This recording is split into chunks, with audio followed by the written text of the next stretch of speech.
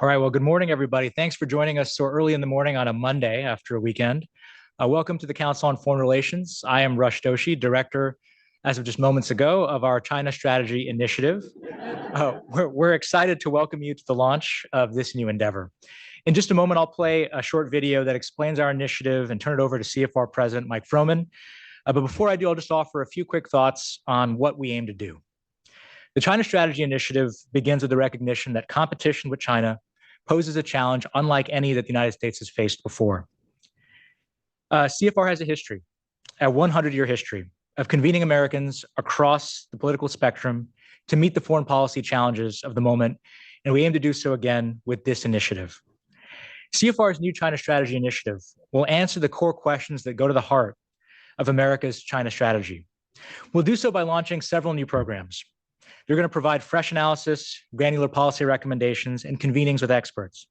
We'll do so by drawing on the strength of CFR's staff and its thousands of members and institutional partners, and we'll do so, we hope, in partnership with all of you. I'm passionate about this work. I believe it's not just important, but urgent. I want to thank Mike Froman for giving me the opportunity to take this mission on under his leadership of CFR and in concert with my friends and colleagues throughout this institution. We have an all-star event for you today, so I'll take a moment now to just explain the run of show. After the introductory video that you'll see momentarily, our President Mike Froman will come up to the podium to offer some additional context on this initiative before introducing our keynote speaker, Deputy Secretary of State Kurt Campbell. And let me just say, on a personal note, it's really a privilege to be joined by Kurt. Over the last 30 years, as all of us in this room know, few have done more to advance American purpose in the Indo-Pacific than he has. And after Kurt's keynote, Mike and Kurt will have a conversation on stage. They'll take a few questions from the audience. We'll then move on to a panel on China strategy, featuring some of the most prominent voices in the debate, including Matt Pottinger, Bridge Colby, and Bonnie Lin. Stephen Wertheim, who was going to join us, is unfortunately ill today, so he couldn't make it. Finally, we'll have a fireside chat moderated by Washington Post reporter Ellen Nakashima, featuring Maher Bitar and Tarun Chhabra from the National Security Council. That panel will discuss China, AI, and national security. So there's breakfast, as all of you know, outside the room. There'll be coffee breaks in between the sessions, and we'll have lunch at the end too. Please do stay with us throughout the morning. And without any further delay, let me ask our team to roll the launch video.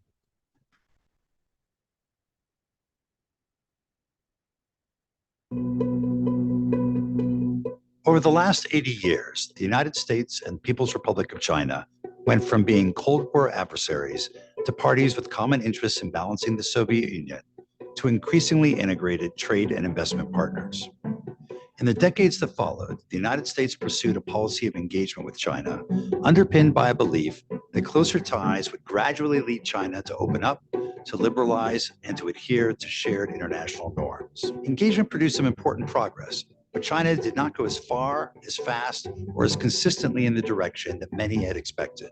China pursued its own course. Disagreements grew, tensions rose, and the politics around China soured. Today, the United States and China find themselves in a strategic competition that some say resembles a new Cold War. But this kind of competition is unlike any the United States has ever faced. It increasingly cuts across most regions of the world and spans the economic, strategic, political, and technology arenas. China boasts greater technological and industrial strength than the Soviet Union ever did, and is deeply enmeshed in the global economy. It's pursuing a rapid military buildup and expansion of its nuclear capabilities. And it's engaged in economic policies that could have adverse consequences for the US and other countries. The stakes of the competition are high. They include the shape of the international system and the rules that underlie it. Questions of war and peace in the Taiwan Strait and the South China Sea. Debates over how to advance economic prosperity for societies around the world. And whether the world's two most powerful countries can set aside the differences that divide them to work together on transnational problems like climate change or public health, which affect us all. This is a moment of transition. Throughout its more than 100-year history, the Council on Foreign Relations has convened Americans across geographies, industries, and political parties to reckon with the national security challenges of the moment. From the Great Depression through the Second World War, and from the Cold War to today, the Council on Foreign Relations has been at the center of the country's foreign policy debates, and this time is no different. That's why we're launching an ambitious new initiative focused on U.S. strategy towards the People's Republic of China. To tell you more about this new initiative is its program director, Rush Toshi. The CFR China Strategy Initiative will launch significant new projects to answer the questions that go to the heart of U.S. strategy. First, what is China thinking? We're launching the Open Source Observatory to acquire, digitize, and translate vast quantities of Chinese language material and make it publicly available. Second, what is China doing? We're launching a project, China 360, to better understand China's global activities and how countries respond to them. Third, how should the United States compete? We're standing up a China policy accelerator to produce granular policy recommendations on what America should do not just abroad, but at home. For example, how should America fix its defense industrial base, harness defense technology innovation, protect critical infrastructure from cyber attack, or implement industrial policies? That's what the accelerator will seek to figure out. Fourth, how do we manage competition, work together, and avoid war? Our new Global China Forum will launch conversations with experts from China and from countries around the world to answer that question. The China Strategy Initiative will deepen research in key areas too, from defense and diplomacy to economics and technology, and from cross-strait issues in China's domestic developments to transnational challenges and global governance. Big challenges need bold initiatives, and we can't do this alone. We'll be convening our thousands of CFR members from across the country, as well as our partners in other institutions around the world to grapple with the challenge together. We hope you'll join us on this journey.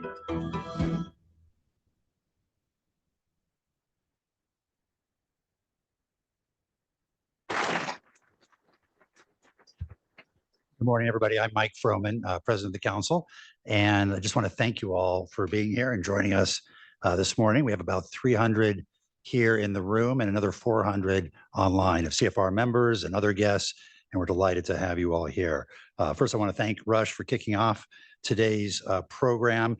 He's pulled this initiative together in about 2 months.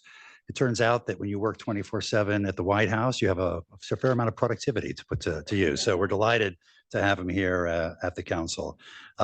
As Rush alluded to, this is one of 4 cross-cutting initiatives we're launching here at the council. The first one, Reimagining American Economic Leadership, led by Matt Goodman, was launched a few months ago, and will focus on trade and investment, development, and economic security. We've announced just last week, Varun Sivaram is joining us to help us stand up our climate initiative, and that'll focus on climate and the nexus of climate and migration, conflict, trade, finance, global health, food security, and a number of other issues. And of course, today we're launching the China Initiative. This challenge, as the video mentioned, is unlike any that we've seen in American foreign policy. The stakes are high, and it's very important that we're able to crowd in expertise from the broader foreign policy community, whether it's other think tanks, universities, government officials, around these 4 questions that were laid out in the video. What is China thinking? What is China doing? What should the U.S. do? And how should we manage competition? We can't do this alone. We look forward to all of you participating in that effort. With that, let me introduce our first speaker today, Kurt Campbell. It's a real pleasure. I've known Kurt for, well, a long time. I think it goes back to 1991. I actually remember meeting Kurt on a bus in 1991. And like most of Washington, I could spend the next hour telling stories about Kurt, but I won't do that. He's now Deputy Secretary of State. And so we're very grateful that he's taken time out of his busy day to be with us. And before, served at the White House as Deputy Assistant to the President and Coordinator for Indo-Pacific Affairs, where he coordinated the overall effort towards the Indo-Pacific, leading to the launch of the Quad and AUKUS and so much other diplomacy across the region. Previously, he was Chairman and CEO of the Asia Group. He co-founded the Center for American Security, was Senior Vice President at CSIS, led the Aspen Strategy Group. Basically, he was at every think tank except the Council on Foreign Relations. And so in order to pay his penance, he's agreed to come repeatedly and participate in our events. We're very grateful to him for doing that. Just as a reminder, today's discussion is on the record. Please join me in welcoming Deputy Secretary Kurt Campbell.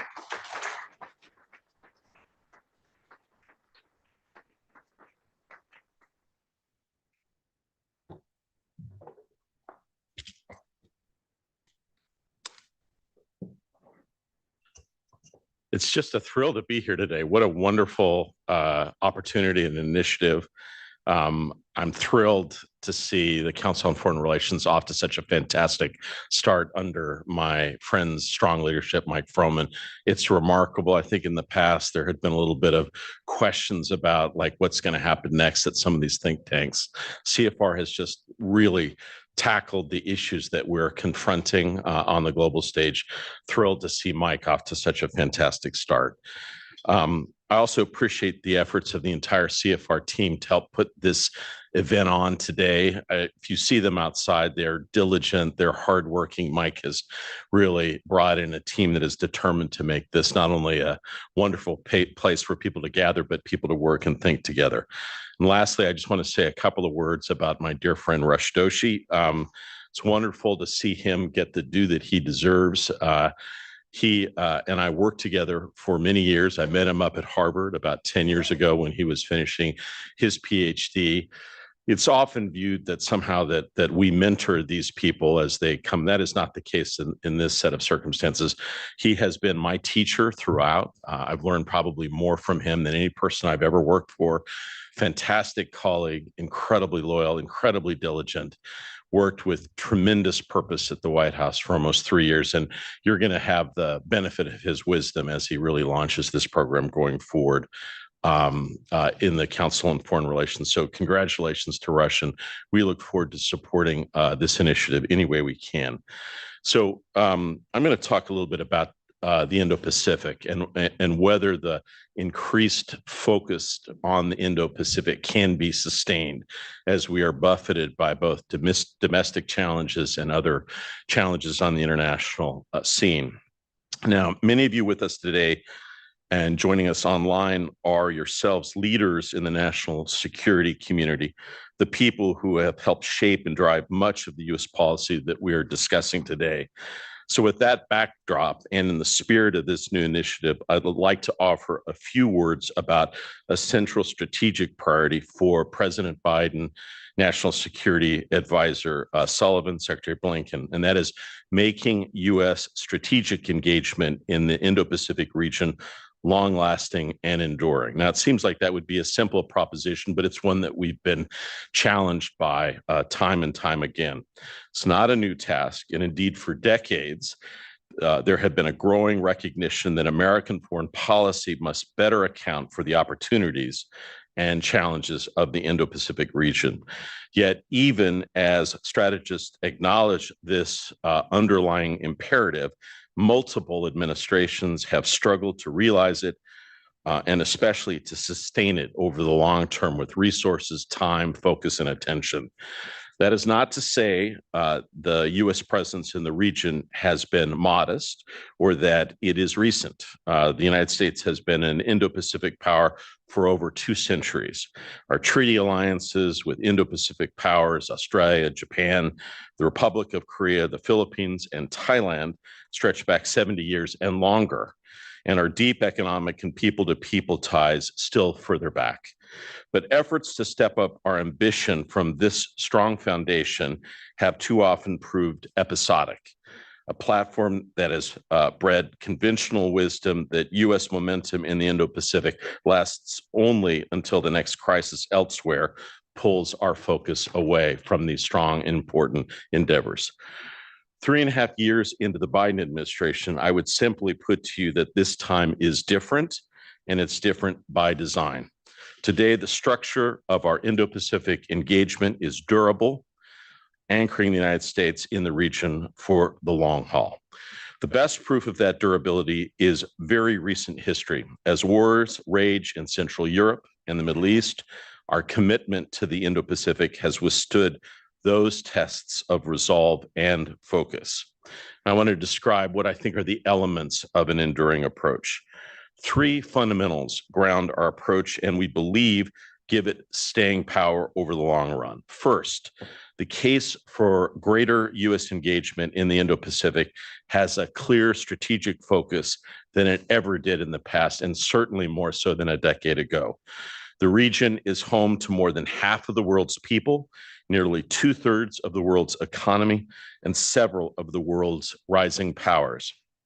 Its economies drive more than 60% of all global growth and are the world's hub for trade, manufacturing, and innovation. The region also supports more than 3 million American jobs and has provided nearly $900 billion in foreign direct investment in the United States, much of that relatively recently, given opportunities in technology. During the Biden administration, Indo-Pacific allies and partners, once considered destinations for American offshoring, have instead committed to invest more than $200 billion in an American manufacturing renaissance in fields from semiconductors to batteries. At the same time, the region is a source of significant risk. PRC's military buildup, which we've already heard about, the biggest ever undertaken in peacetime, is upsetting the regional balance. The Democratic People's Republic of Korea continues its provocations, and Beijing's military provocations in the South and East China Sea, seen starkly at Second Thomas Shoal this past week, as well as across the line of actual control with India, and especially in and around the Taiwan Strait, could spark conflicts that would devastate the global economy. The world depends on supply chains and commercial flows, such as Taiwan's semiconductors, that run through the Indo-Pacific and, if interrupted, could cause a global Great Depression. Meanwhile, the region is critical to addressing transnational challenges like climate and disease. The Biden administration's assessment that China is the only country with both the intent to reshape the international order and increasingly the economic, diplomatic, military, and technological power to do so is widely shared. What happens in the region will affect all Americans and the people of many of our allies and partners around the world. So in the past, while there had been questions about whether the focus on the Indo-Pacific was appropriate, given pressing challenges elsewhere, I think there's a recognition now that a large share of the history of the 21st century will play out in the Indo-Pacific. Second proposition, the United States is not alone in this effort. The United States is deeply engaged with other nations within the Indo-Pacific and beyond it in stepping up our game there. Revitalizing our alliances and partnerships has been at the center of the Biden administration's approach to foreign policy. In fact, if you ask me what would be the Biden doctrine, it would be stepping up partnerships with allies and friends. These partnerships are distinct from those of the past, and it is evident the structure of American engagement in the Indo-Pacific is maturing. Historically, the United States followed a model with the U.S. hub, allied and partners spokes. That approach depended on Washington's initiative and could not easily be scaled. Now, Indo-Pacific engagements involve unique constellations, what Ambassador Emanuel in Tokyo calls a lattice work, that set the agenda on issues ranging from semiconductors to security cooperation to maritime domain awareness. These structures allow the United States to move faster, reduce the risk of veto players, root itself in the region, and share burdens. Through creative partnerships and effective personal diplomacy, President Biden has achieved diplomatic victories that once seemed impossible, blue sky ideas. In his first multilateral summit as president, he brought together the Quad, Australia, Japan, and India and the United States for the first ever leaders meeting. Last summer, President Biden hosted Prime Minister Kishida of Japan, President Yoon of the Republic of South Korea at Camp David, where they made ambitious pledges of cooperation despite decades of painful history between our two closest friends in Northeast Asia. The president also launched AUKUS with Australia and the UK, the first time in 70 years that the United States has taken steps to provide an ally a nuclear-powered submarine capability. By its nature, AUKUS is a serious and long-term commitment for each of the partner countries to one another and to the Indo-Pacific region. And the United States and India have launched an effort to intensify defense industrial cooperation on jet engines and armored vehicles. After working on India for decades, I can tell you that it is my view that finally the U.S.-India relationship has reached escape velocity. I think we have a partnership that can be sustaining, and there is ambition in both Delhi and Washington to take important next steps. We've worked together on a variety of other issues between the United States and India, including announcing new initiatives where we will work together for the first time in the Indian Ocean. Not to mention greater access for bombers in Australia, a Marine Littoral Regiment in Okinawa, access to 4 new strategic locations in the Philippines, and opportunities for access in Papua New Guinea. So multifaceted activities across the Indo-Pacific. Consistent with the One China policy, the Biden administration has expanded foreign military sales to Taiwan and added novel innovations like foreign military financing and the use of presidential drawdown authority to strengthen deterrence against increasing PRC provocations in and around the Strait. 5 years ago, when we had challenges across the Taiwan Strait, it would often be one country that would issue a diplomatic note or would speak out publicly in support of our friends in Taiwan. Today, the Biden administration has encouraged record numbers of states to call for peace and stability in the Taiwan Strait, literally dozens. None of this would be possible without allied and partner support. All of it plays a role in deterrence. On economics and technology, I'm thrilled to hear that Mike's going to focus on this. This is probably the most important effort that we need to focus on going forward.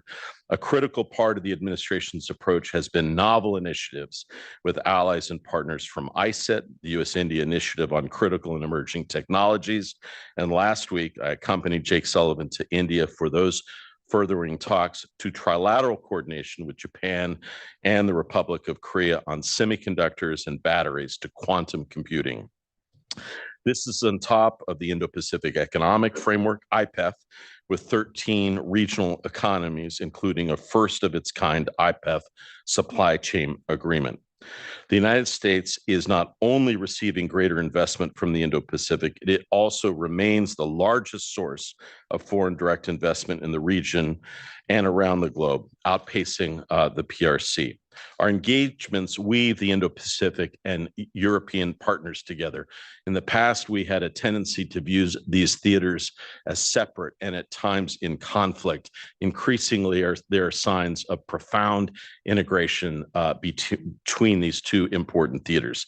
The last time I served at the State Department over a decade ago, the pivot was sometimes misunderstood as a sign that the United States was turning away from Europe to Asia, something that, frankly, I've tried to say publicly was our mistake in the rollout. The truth is everything that we've ever done of consequence on the global stage, we have done with European partners, and I expect that to continue. And there can be no misunderstanding this time that the administration is increasingly and explicitly working with Europe on the Indo-Pacific. It was only in 2016 that the EU recognized the Indo-Pacific as a strategic priority. Now the Biden administration holds annual consultations with Europe on the Indo-Pacific. In fact, we've held dozens Indo-Pacific dialogues with our European partners in every part of the continent. Several European countries now have Indo-Pacific strategies of their own, and key players that are involved in Southeast Asia and the Pacific as they step up their games there as well. European governments are also aligning their approaches on the protection of critical technology and on de-risking and diversifying supply chains with the United States. European engagement not only complements American involvement, it also creates partnership and momentum that ensures the United States remains active in the Indo-Pacific. The proof of effectiveness is that the PRC and Russia view our cross-continental partnerships with growing concern. And it's why they see the alliance and partner systems as a singular American asymmetric advantage, which we intend to continue. Third and last, a bipartisan approach. There is largely bipartisan agreement about the essential features of the American strategy in the Indo-Pacific. You're going to hear from my friend, Matt Pottinger. Later, he'll have his own views, but overall, the sense of common purpose between the executive and legislative branches has been unmistakable in recent years. Members of both parties are keenly aware of past episodes of strategic distraction, as well as of the region's critical role in American prosperity and security. I think at the core of that is a belief that not only do we have to increase our own capabilities through investment in technologies, but working closely with allies and partners can help manifest them. Congressional delegations have visited the region to great effect in recent years, including Senator Schumer's bipartisan delegation to China, which helped open space for cooperation on counter narcotics late last year. I just met with a bipartisan House delegation in India led by HFAC Chairman McCall and Ranking Member Meeks, along with Speaker Emeritus Pelosi, as they engaged closely with Indian friends and partners on next steps. New congressional committees, including the Bipartisan Select Committee on China, are sustaining that focus, while new congressional caucuses on other Indo-Pacific states have expanded dramatically in recent years. Members of Congress have also publicly expressed bipartisan support for major administration initiatives such as AUKUS, the Quad, the IP4, AP4, and security assistance for Taiwan. I will also say we try to also note that as we build these policies, we build on the foundations of previous administrations, including important work of the Trump administration. The Compact of Free Association Agreements, maintaining the U.S. commitments to the Republic of Palau, the Republic of the Marshall Islands, and the Federated States of Micronesia, passed with bipartisan support earlier this year. I would just note that this is an environment where literally nothing passed. The only thing that went through was this agreement that basically allowed us to continue our important relationship with these three key states of the Northern Pacific. And much of the key domestic legislation Congress has passed, which is historic in nature, such as the CHIPS and Science Act, had a clear Indo-Pacific rationale as well. So the key will be now staying the course. Over the last 3 years, the world has faced significant challenges outside the Indo-Pacific. But even in the immediate weeks and months after Russia's brutal invasion of Ukraine or Hamas's attack on Israel, when top-level time and attention was scarcest, the administration kept up its focus on the region. And this is important. At that time, in the immediate aftermath, President Biden did a number of things. He hosted the first U.S.-ASEAN Leaders Summit in Washington, D.C., traveled to Korea and Japan, and joined a Quad Leaders Summit to launch the Indo-Pacific Maritime Domain Awareness Initiative. He hosted Australia's Prime Minister for a historic state visit, convened Asia-Pacific leaders at APEC, and met PRC President Xi Jinping for a full day of meetings that unlocked cooperation on counter-narcotics, a restoration of military diplomacy, and an effort to stabilize bilateral relations going forward. We're also institutionalizing an Indo-Pacific focus at the State Department. In the last 18 months, with congressional support, Secretary Blinken stood up a new Office of China Coordination, or what we call inside the State Department, our China House, to prioritize coordination with allies and partners on China across our work worldwide. The Biden administration also understands that three theaters, Europe, the Middle East, and the Indo-Pacific, are increasingly intertwined.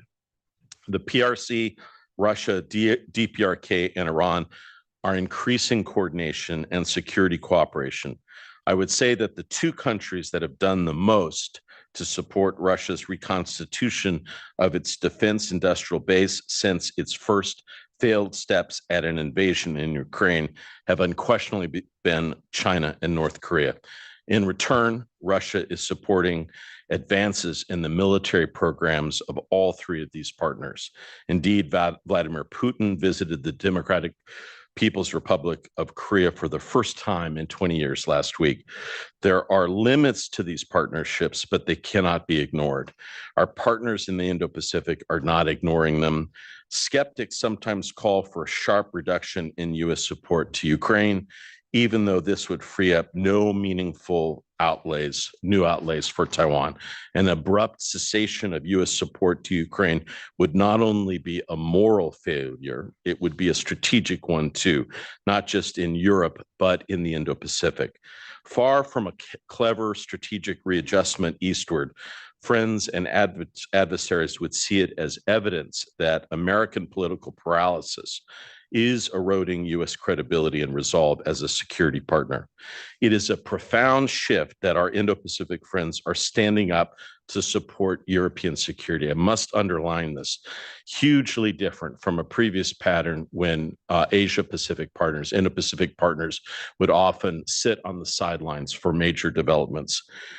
I think this was most visibly on display when Prime Minister Kishida addressed a joint session of Congress here in the United States in April. It was a critical moment in our country for security assistance to Ukraine. As you recall then, it had been months, no movement on the bill to increase, again, send American support to Ukraine. Many in Congress expressed surprise that Prime Minister Kishida's first point was on Ukraine, and that victory for Ukraine or avoiding defeat is an essential prerequisite for maintaining peace and security in the Indo-Pacific. Many of those same members of Congress who were reluctant before cited the Prime Minister's words as moving and decisive in restarting U.S. security assistance for Ukraine. In closing, it is that cross and interregional perspective among allies and partners that is at the core of the Biden administration's Indo-Pacific strategy. We have sustained U.S. engagement by expanding the array of stakeholders committed to a free and open Indo-Pacific. It is not just a whole of government project, it is a whole of society project, one that requires vibrant public scholarship and dialogue like this. The China Strategy Initiative will no doubt contribute much to that effort. And I just want to say that we will try to bring the resources of the State Department and the government to bear in assisting this important work take hold. I do want to just say how much I appreciate the opportunity to be here. It's nice to be able to see two friends do so well. I'm grateful for the opportunity to play a small role in its launch today. Thank you very much.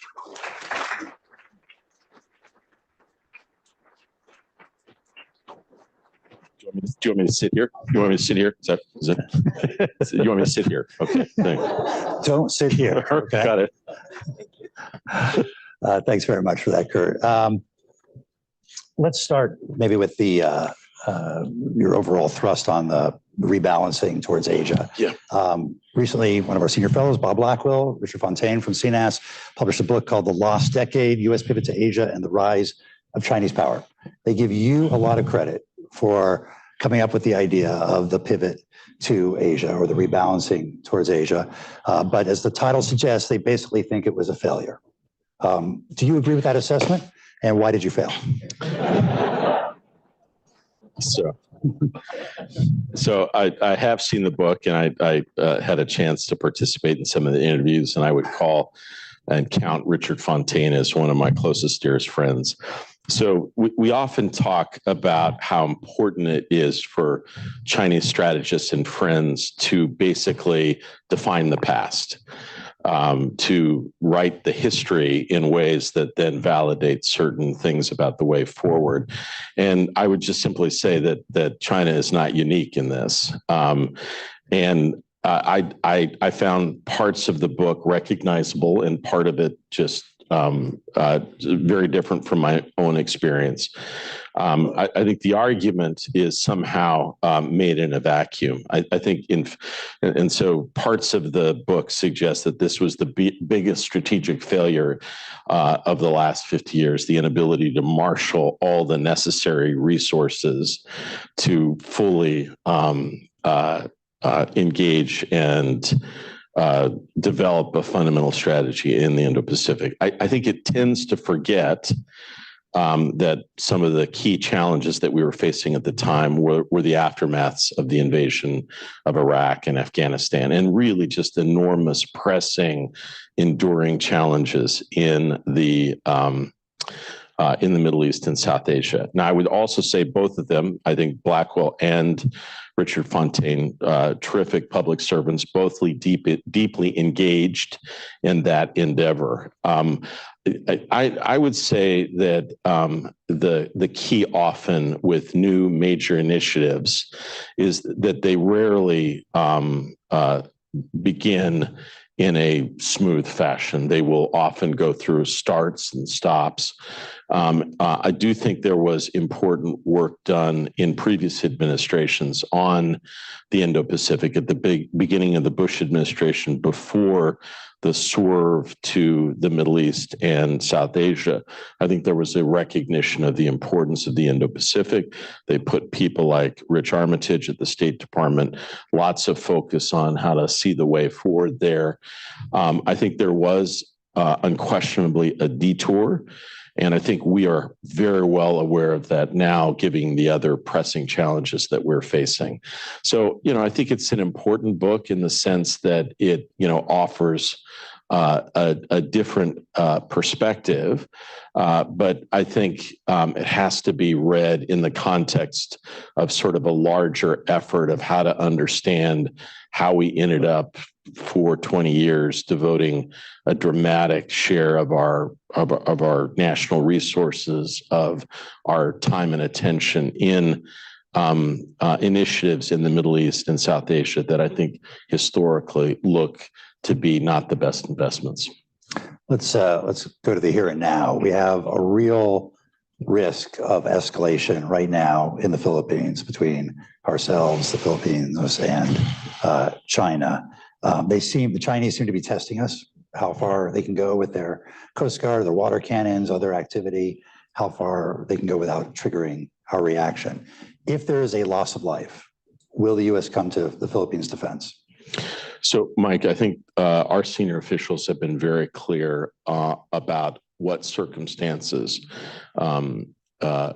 we would consider that the treaty between the United States and the Philippines would come into play. And we've had close consultations with the Philippines about those circumstances. I do think it's important to say, Mike, that the Philippines are very cautious at this juncture. They do not seek a crisis with China. They are seeking dialogue, they're seeking discussion, and they want the United States to be purposeful with other allies and partners about our goals to maintain peace and stability and to send a very clear message of deterrence and reassurance, and we have done so.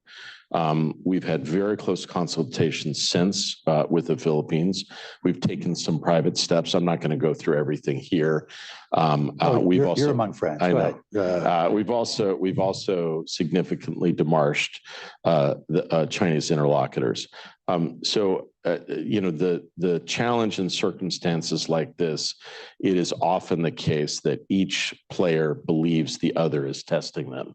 And so I don't think China is, I don't think we are alone in feeling that we are being tested here.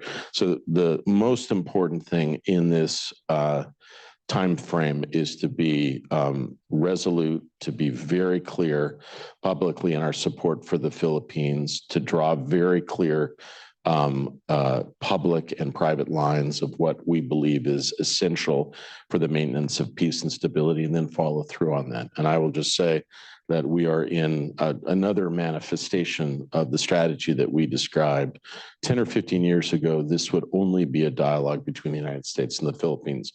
We're literally in consultations with over a dozen countries about shared approaches to maintain peace and stability there. As you mentioned in your remarks, the strengthening of the Quad, the launch of AUKUS, the trilateral Camp David summit with Japan and South Korea, all are directed towards really institutionalizing this focus and commitment to the Indo-Pacific. Let's talk about the Korea piece in particular. By the way, I understand there's Camp David, but then there was a mini summit at your farm with That's right. the two vice ministers from Japan and Korea. You want to talk about that's probably when did you serve? Did you cook? Camp Campbell? So it was since the Camp David meeting, just to underscore the importance of this, before that smattering of meetings trilaterally, since Camp David, there have been over 50 major initiatives between the three countries in a range of areas, Mike, and we wanted to take stock of that at the vice minister level. I'm close to both of the delegations. These guys work relentlessly, so we thought it would be nice to have a meeting in a place that we were outside and could then enjoy each other a little bit. So we had a wonderful session in which we reviewed all the different steps that we were taking, concern about what was happening with Russia and North Korea, how to plan ahead for what steps that we might take trilaterally. And then we were able to enjoy some good Southern Virginia barbecue and Ultimate Frisbee, or not so much that, a little singing, All right. a little uncomfortable singing, but still. Yeah. So just to build on your comments earlier about Putin's visit to North Korea, we certainly are a far distance from the days of the six-party talks when we're working with China and Russia to put pressure on North Korea. Do you expect, as part of this defense pact, Russia to provide North Korea with nuclear support for their program? How do you think China feels about that? And with South Korea now saying they may consider providing lethal aid to Ukraine, how are these two theaters converging? Yeah. So there are a lot of questions there, Mike. Let me try to take a couple of them if I can. So first, I think we have seen a dramatic step up in the relationship between Moscow and Pyongyang. And we know that that North Korea has provided an enormous amount of 155, or they're slightly different caliber shells for Russia's war effort in Ukraine, some long-range missiles and other capabilities, literally train loads and other ships coming to Russia. We believe that there are discussions about what North Korea gets in exchange, and they could be associated with its nuclear or long-range missile development plans, perhaps other things in energy and the like. I think we're studying in the aftermath of the agreement and watching carefully, but we are concerned. I had a call last night with the South Koreans about our next steps in terms of steps that we will take to step up deterrence more clearly. I think it is fair to say that China is somewhat anxious about what's going on between Russia and North Korea. They have indicated so in some of our interactions, and we can see some tension associated with those things. And so, it's fascinating, Mike, even though Russia and China are working very closely together in Ukraine, and I would argue that it is a deep strategic partnership, one which we have historically gotten wrong on both sides. And it is undeniably a defining feature in global politics today.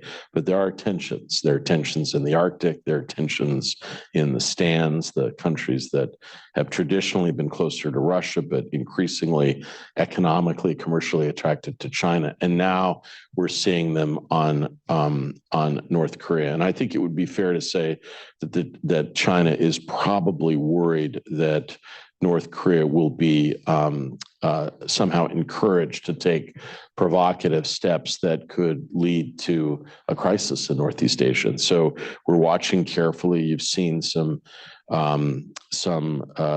movements across the DMZ that have led to kind of brief exchanges of fire. We've seen really provocative language on the part of North Korea that suggests a juncture in which they no longer seek unification. They are basically redefining their role in global politics. And we've also seen a recurring pattern of absolute clear determination to avoid diplomacy with the United States, Japan, or South Korea on any terms. And so, yes, this is a dangerous set of developments, and one that we're watching and engaged on very closely. Let's talk about that relation between China and Russia.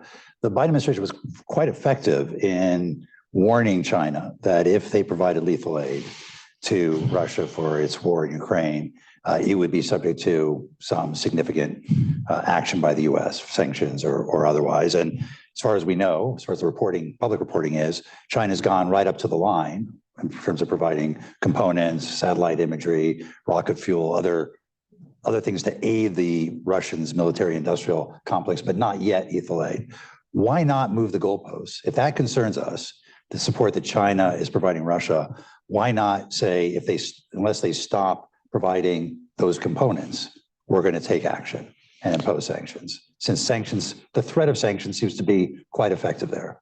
Well, Mike, I would simply say that I think we've done exactly that. And if you've seen last week, we have taken particular steps at dozens of Chinese firms that are involved in the endeavor to support Russia's military-industrial complex.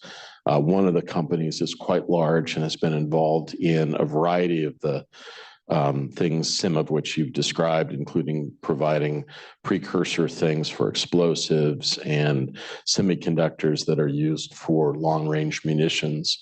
And so I think we've sought to take those steps. I think what's most important, though, Mike, is that Russia is quite attentive to what the European view of this is. And I think in some respects, they are misreading what is happening in Europe. My own belief is that in large parts of Europe, there is a dawning strategic realization of some of the strategic challenges that China poses, not just in the Indo-Pacific, but peace and stability in Europe as a whole. Let's recall the kinds of developments that we've seen as Russia reconstitutes.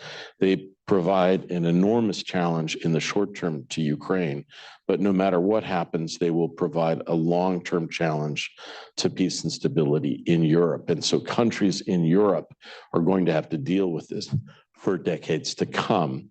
And so China is involved indirectly, and I would say intimately, in an effort to basically change the nature of territorial lines and military balances in the Indo-Pacific. That is core to our strategic purpose and also to the aspirations and strategic assessments of our partners in Europe. We tend to focus more publicly on statements that somehow suggest ambivalence on the part of Europeans to this growing reality. But I will tell you, I was at the NAC 3 weeks ago in Brussels in NATO, and have had deep consultations with NATO partners.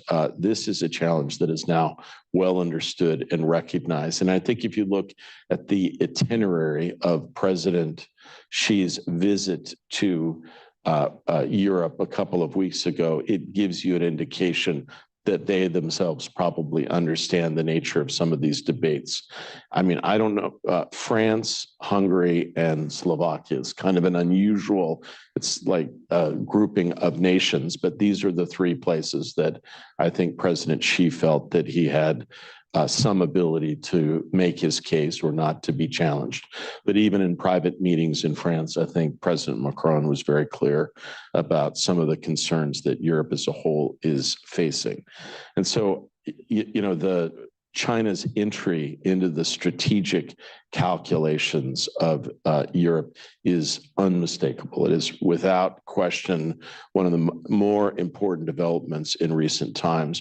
We have tried to urge and underscore to Chinese policymakers and diplomats how dangerous this is and how it risks the maintenance of stable and good relations, not just with us, but Europe as a whole. You know, at the same time, the Europeans have been very reluctant just to fall in line behind the U.S. in its China policy, whether it's the discussion of strategic autonomy by President Macron and others, or just this last weekend, I believe, a German minister calling for a differentiated approach on economic policy towards China for Europe from the United States. How it's one thing to try and convince the Europeans that China is creating a threat to their security. You mentioned that the Indo-Pacific is now focused, like Kishida, on Ukraine. If something were to happen in Taiwan, would you expect our European allies to be with us on that? So I'm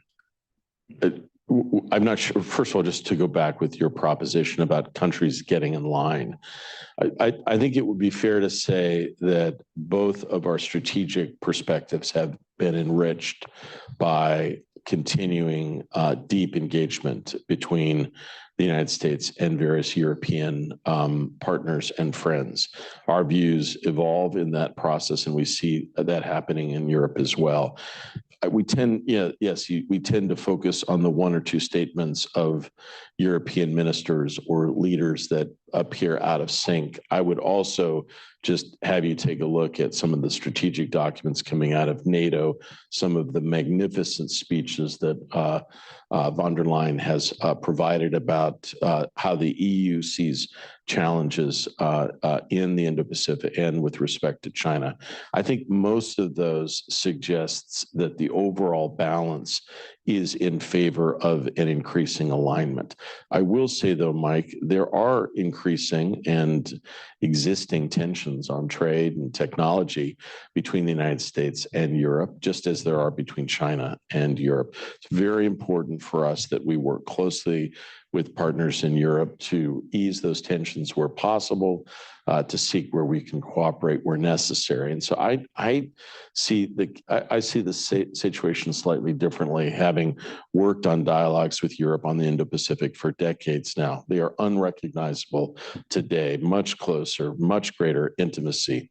I think what we have seen is a large number of countries, Mike, indicate that they have a strong interest in the maintenance of peace and stability across the Taiwan Strait. Now, that is meant to be a careful step to signal a desire to deter aggression and sustain the status quo. I do believe that there is a large group of European nations that align with the view that it is better to maintain peace and stability, that the status quo has served its purposes for decades and it can continue to do so, and that they would seek to take those steps going forward. In terms of talking about scenarios and situations in the future, I think, Mike, we are better off not ruminating about those things. Let me open it up now for questions from the audience. Just a reminder, we're on the record. Please stand, wait for a microphone, identify yourself, and ask a brief question in the form of a question, not a statement. Let's go way in the back there. Third row from the end. Is there a microphone? There we go. Good morning, Dimitri from the Financial Times. Kurt, how close do you think we are to the Philippines or the US invoking the Mutual Defense Treaty? And if that happened, what would the significance be? Dimitri, as you probably know, I'm not going to speculate on that here in public. I will say we have reaffirmed its significance and its relevance to these situations continually and at the highest level, the President, Secretary of Defense, Secretary of State. So we've sent a clear and unambiguous message of our determination to stand by our Philippine friends. I will say also just that we are experiencing in many respects, Dimitri, I think you know this, you've visited, you've seen it on the ground, a renaissance in U.S.-Philippine relations in which the people-to-people, the diplomatic, the military, every element of our bilateral relations has increased dramatically in recent months. And we are encouraged by that more generally. Great. Right here in the second row. Thank you very much. My name is Alice Zhang. I'm a China/Taiwan subject matter expert for Indo-Pacific Command. And my question is, you mentioned a lot about the European partnerships that we have with the US. Are there any efforts that we're putting forward to facilitate a synchronized messaging for any actions? For example, what just happened in Second Thomas Show, and synchronize the messaging with our partners and allies in the region? It's a great question. And I think this is an area that we believe is fruitful for more work. In the last few years, we have stepped up dramatically our cooperation in cybersecurity.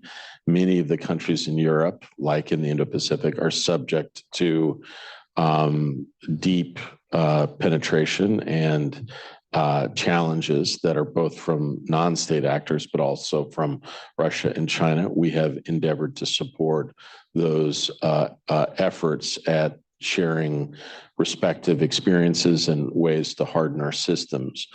We've also worked intensively on disinformation, which I think if you ask me what is the thing that concerns me the most, it is the effectiveness of disinformation in a variety of places. It is not just the case that we face it in Europe and Ukraine, we face it globally, and those narratives are dangerous, penetrating, and difficult to counter. We are now launching a number of initiatives with European states and others to help, how we address some of those issues. And yes, you will see messaging that is purposeful and determined. I don't want to get ahead of ourselves, but we'll be hosting the NATO 75th anniversary here in Washington in less than a month.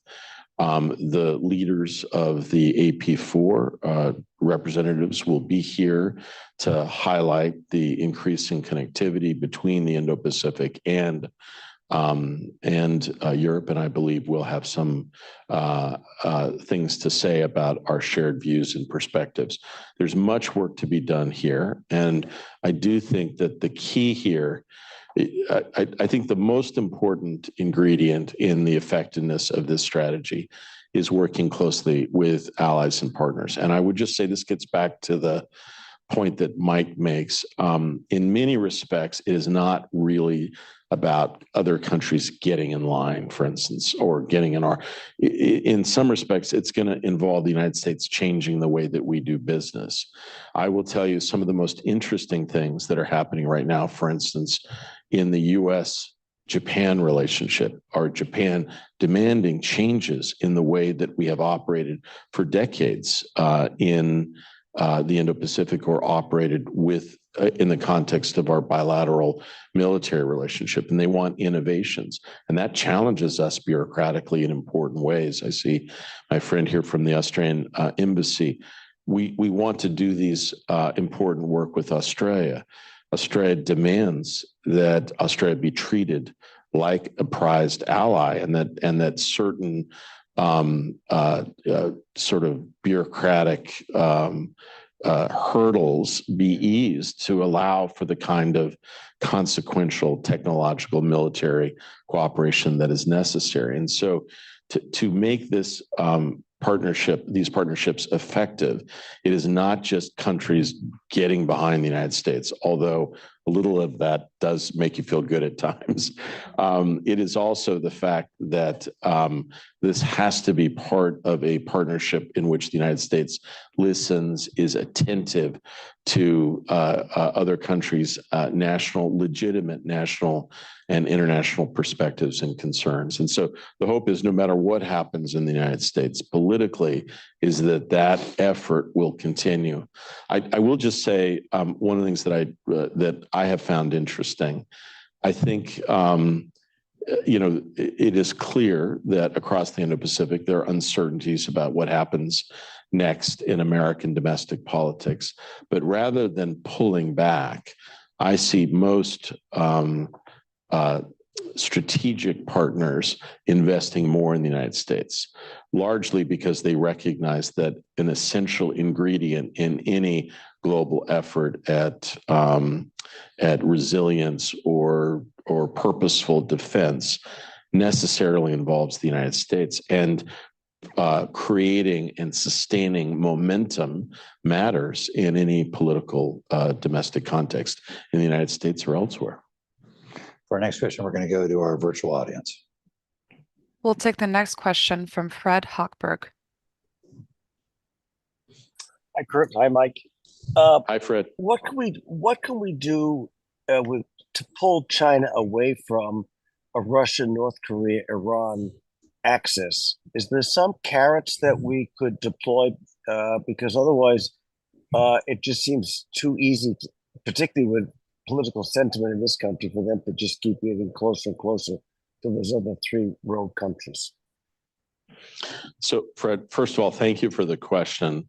So I will say I think there is sometimes a view among foreign policy practitioners that somehow we forced China into Russia's arms. And I don't think we fully recognized how much a national project this has been on the part primarily of Xi Jinping, but also of President Putin. Since coming to power, they've met over 50 times, hundreds and hundreds of hours, enormous numbers of exchanges. You can find in both of their systems senior people that are ambivalent about the other, but I don't think that's had any impact on a dramatic alignment, strategic alignment between the two that is driven at the leader level. We don't know, we know a little bit about the nature of some of those discussions, how they're prepared. I think if you take a look at the no holds barred statement, it is remarkable. It combines elements of sort of 1950s ideology and 1930s territorial ambition. And it's quite daunting in its breadth and ambition.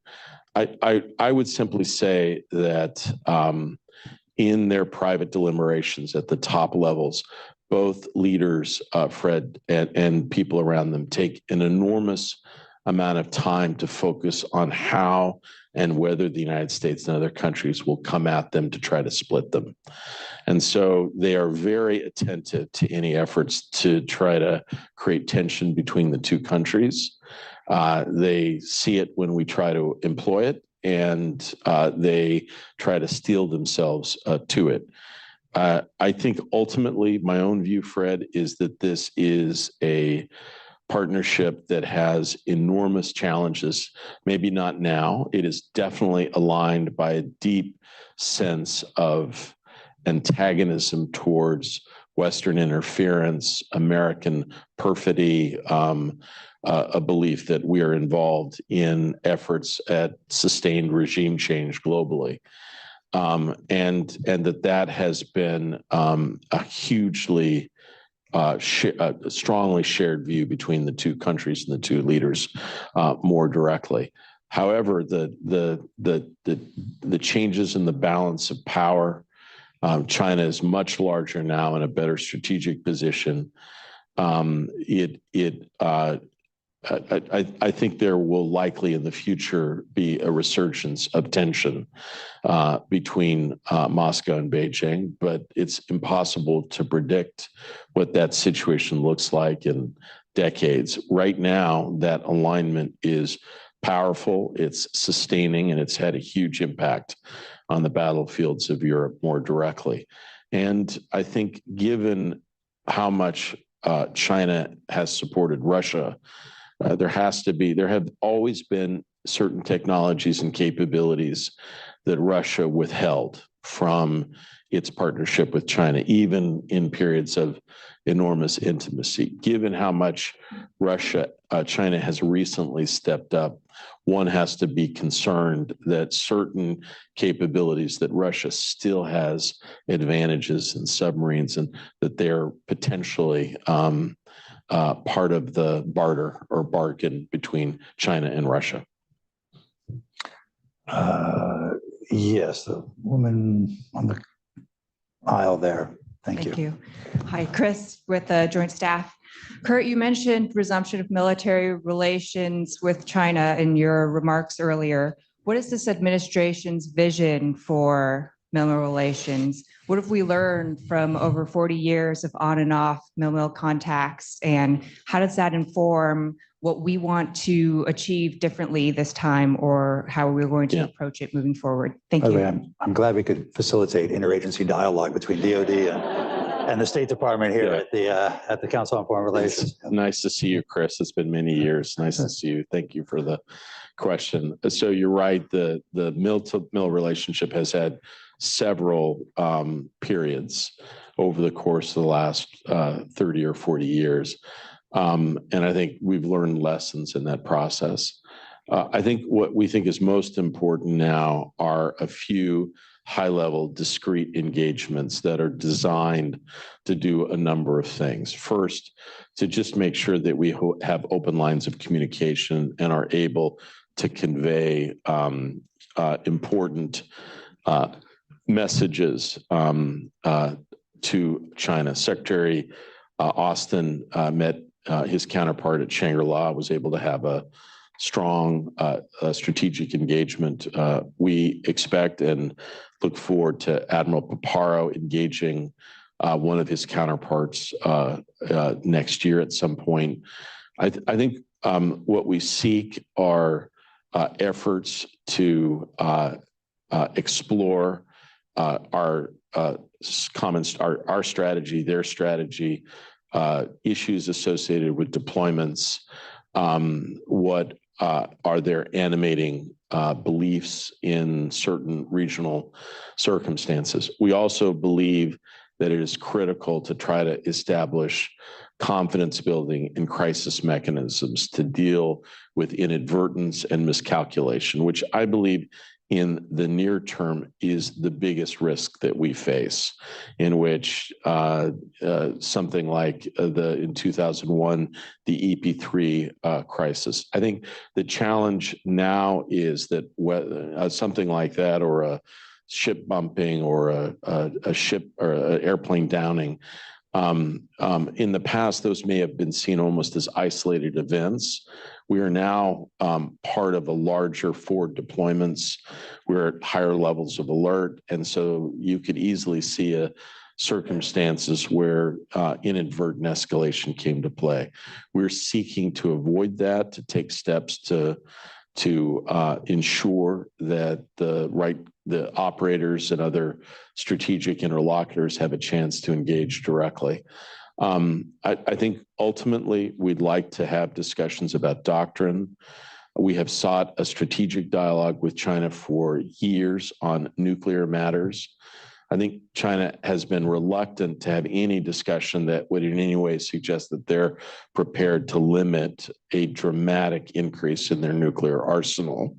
But it's possible they may be prepared to talk about other issues around nuclear issues. We have had an initial discussion on AI. I think both nations understand on some level some of the challenges that AI presents to military command and control, particularly in the nuclear arena.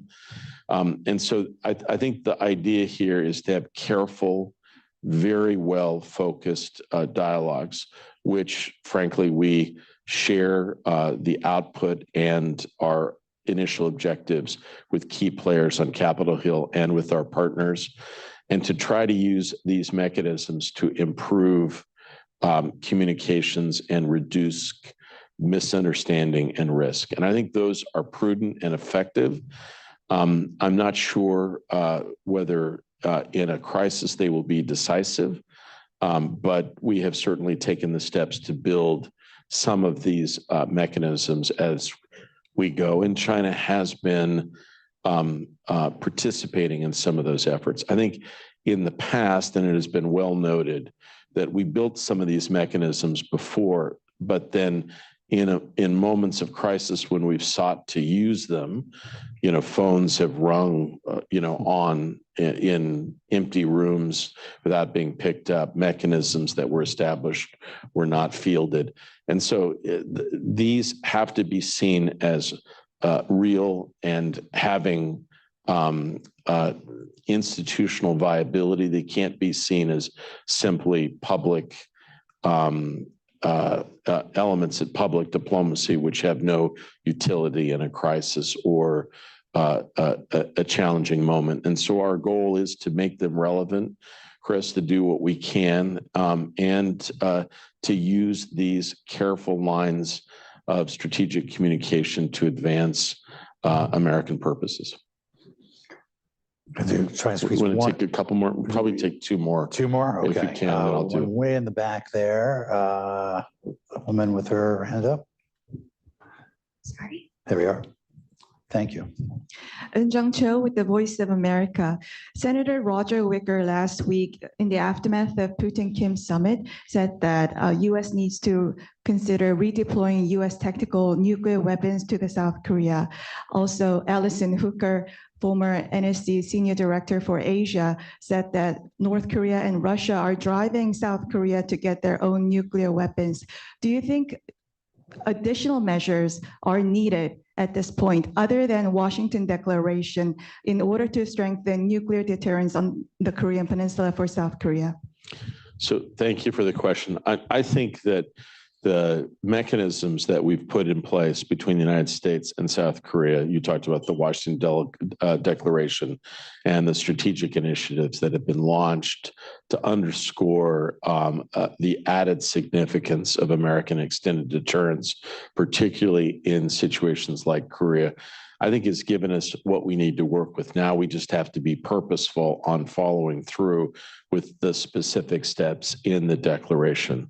I do believe that in the aftermath of the Washington Declaration, there was an appreciation of Korea of the American intent to stand by our allies and partners and to make clear that the nuclear umbrella is strong and durable over Northeast Asia. I do agree with Allison, though, that the steps that Russia and North Korea are taking are causing countries in the region to rethink all of their military and other steps. And so what we've seen is substantial increases in military spending, different focus in South Korea, in Japan, elsewhere across the Indo-Pacific more generally. And the United States is quite focused on underscoring the strength of our extended deterrence commitments to the countries of Northeast Asia, Japan and South Korea in particular. Last question, they're just on the side. John Bannon. John Bannon, formerly of the CIA and Georgetown University. Not working. Okay. Currently, we have about 300,000 Chinese students in our universities, including our major research universities. They became quite controversial during the previous administration in the China Initiative, where I think some damage was done to that program. What is the current view? The State Department has a lot of influence on it, and also the administration itself.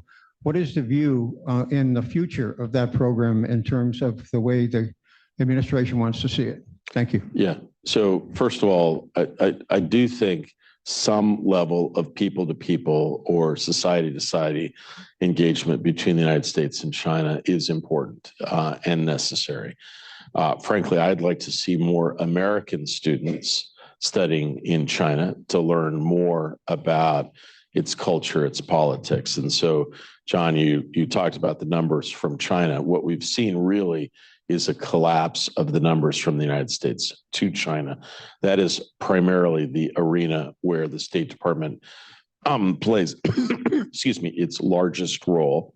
And we've tried to encourage carefully and responsible the increase in numbers accordingly. I think there's been careful attempts now across most American universities to support continuing higher education, but to be careful about the labs, some of the activities of Chinese students. I do think it is possible to curtail and to limit certain kinds of access, and we have seen that generally, particularly in technological programs across the United States. It is also the case, frankly, I would like to see more Chinese students that are coming to the United States to study the humanities and social sciences, not particle physics. I also believe fundamentally that as we look to step up the numbers of people, John, that go into STEM-related activities, and there are not enough Americans, and we're going to need to recruit more and more people internationally to support those programs. Ultimately, some have suggested the only source of that can be China. I would resist that recommendation. I believe that the largest increase that we need to see going forward would be much larger numbers of Indian students that come to study in American universities on a range of technology and other fields more directly. I do think, though, John, and you have a lot of wisdom and experience in this. There are going to continue to be links between the United States and China. And I think the United States has to be purposeful about how we do this. We do not want to create an environment where there are no connections between our two countries. And even though most of the focus has been on what's happened in the United States, I would simply underscore for you that it really has been China that has made it difficult for the kinds of activities that we would like to see sustaining. I can't begin to tell you how many American executives, philanthropists, and others are more wary about long-term stays, worried about, whether continuing activities and programs in the mainland either make strategic sense or whether, they're considered, they continue to be safe. So ultimately, I believe we have taken prudent steps. President Biden has talked very carefully about the China initiative. And I think we've taken steps to send a clear message that in a number of areas, we do support continuing engagement between the United States and China, which we believe is in our best interests.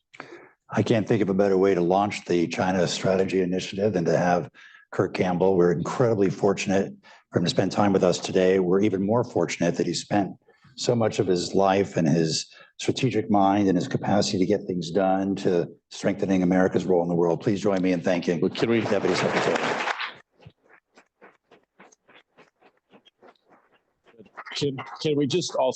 Can I also just ask if I can, since I would like to see it while I'm here, can we say thanks to Mike and to Rush?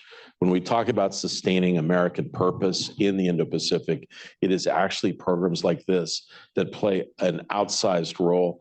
I'm thrilled. If you look at their program, if you look at the team that they're assembling, this is truly exciting. And so frankly, it is my honor to be here. Their work will far outlive anything. Let's say thank you to Mike and Rush.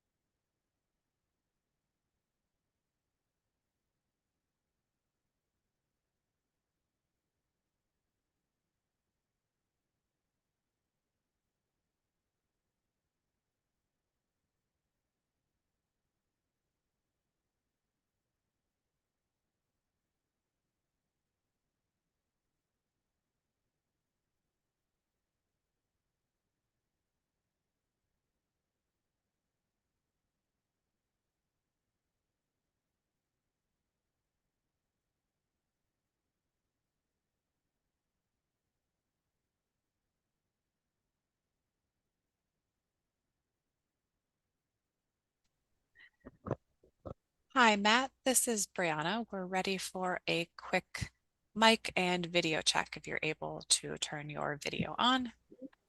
Great. Let's see if that works. You look wonderful. I'm glad you can see me. Hang on a second. Let me close this little thing. Okay, so you can see me okay. Great. And it sounds like your audio's good too. Is it okay?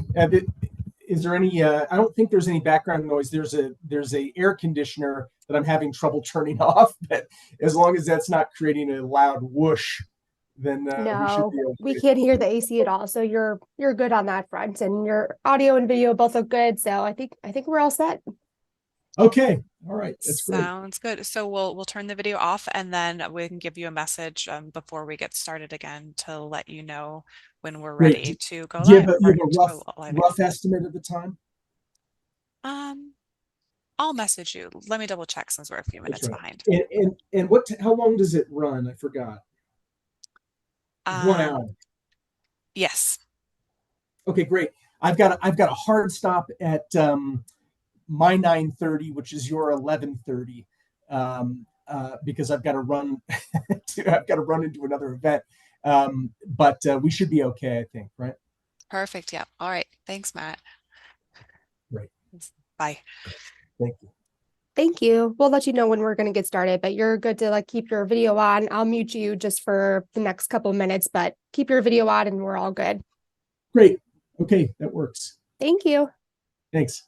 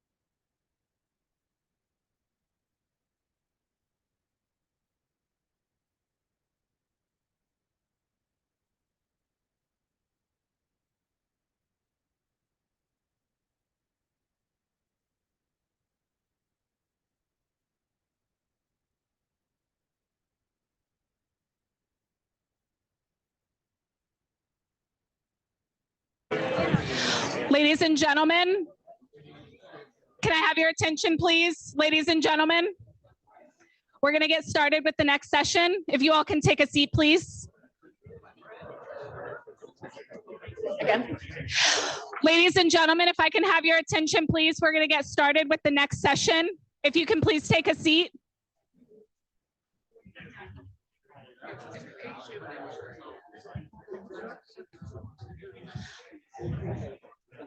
Again. Okay. Ladies and gentlemen, thank you for joining us today. We are getting started with the next session. If you can please take a seat. Thank you so much. Welcome to today's Council on Foreign Relations meeting. As a reminder, this meeting is on the record and we have members joining both in person and virtually. For those attending virtually, to ask a question during the Q&A period, please click on the raise hand icon on your Zoom window.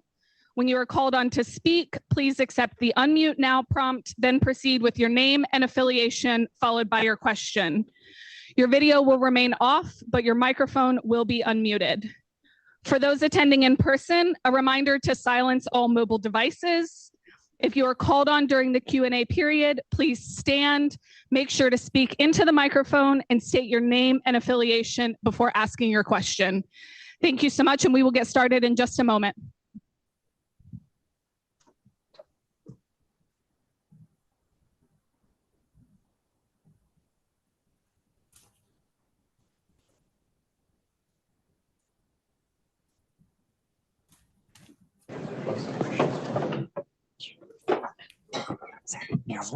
Watch the edge. Okay?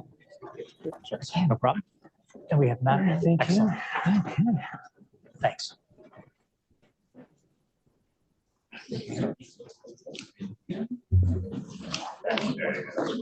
Waiting for more people to come in.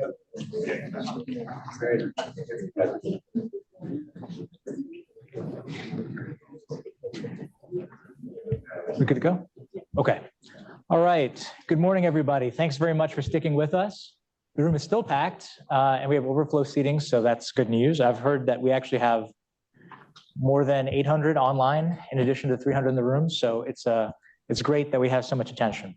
As you heard earlier this morning, a critical part of CFR's mission is to convene Americans across geographies, industries, and political parties to answer the questions of the moment. And that is what we aim to do with this great panel. We'll consider different perspectives on US-China strategy, where there is disagreement, but perhaps even more importantly, where there is agreement and overlap.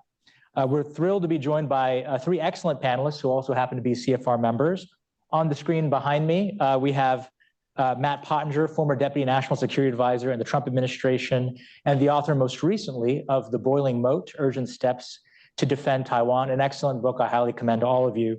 Matt is a distinguished visiting fellow at the Hoover Institution, principal at Garneau Global, and chair of the China program at the Foundation for the Defense of Democracies. To my left, we have Bridge Colby, former Deputy Assistant Secretary of Defense in the Trump administration, and the author of a very impactful book, Strategy of Denial, American Defense in an Age of Great Power Conflict, and Bridge is currently a principal at the Marathon Initiative. And to Bridge's left, we have Bonnie Lin, Senior Fellow and Director of the China Power Project at CSIS. She previously served 3 years in the Office of the Secretary of Defense as Director for Taiwan, Country Director for China, and Senior Advisor for China. So finally, Stephen Wertheim, as I mentioned earlier, a Senior Fellow at the Carnegie Endowment, is unable to join us today due to illness, but he will be missed and he will be asked to make it up at a future CFR event. So a final disclaimer, all the folks here on the stage are speaking in a personal capacity, and with that, I think we'll get started with what I hope will be a very lively, moderated discussion, and then we'll open it up in the last 20 minutes or so for audience Q&A. Just to set the stage, we're going to divide the kind of moderated portion into 4 broad themes. I think sort of the first will be the end goals of China strategy. The second is sort of the Taiwan scenarios. Third is prioritization and trade-offs in strategy. And finally, we'll turn to the home front. So with that, I think we'll begin with the question of end states. And all the folks on this panel have written incisively about US-China strategy from different perspectives. But what is the end goal of US competition with China? Should victory be defined in terms of the relationship we want with China, as some suggest? Should it be the kind of government China has, as others suggest? Or should it be defined in terms of American interests, like keeping the region free from hegemony? So let me turn to Matt Pottinger first. Matt, you and Congressman Gallagher helped reframe the debate around this question, around the question of what it means to win competition and what the end state should be. So what do you think the end goal of U.S.-China policy should be, and what does victory in concrete terms mean to you? Great. Hey, Rush, it's good to see you. Bridge, great to see you, and Bonnie too. How are you guys? I think that we need to define, first of all, pursue victory as opposed to merely managing a competition.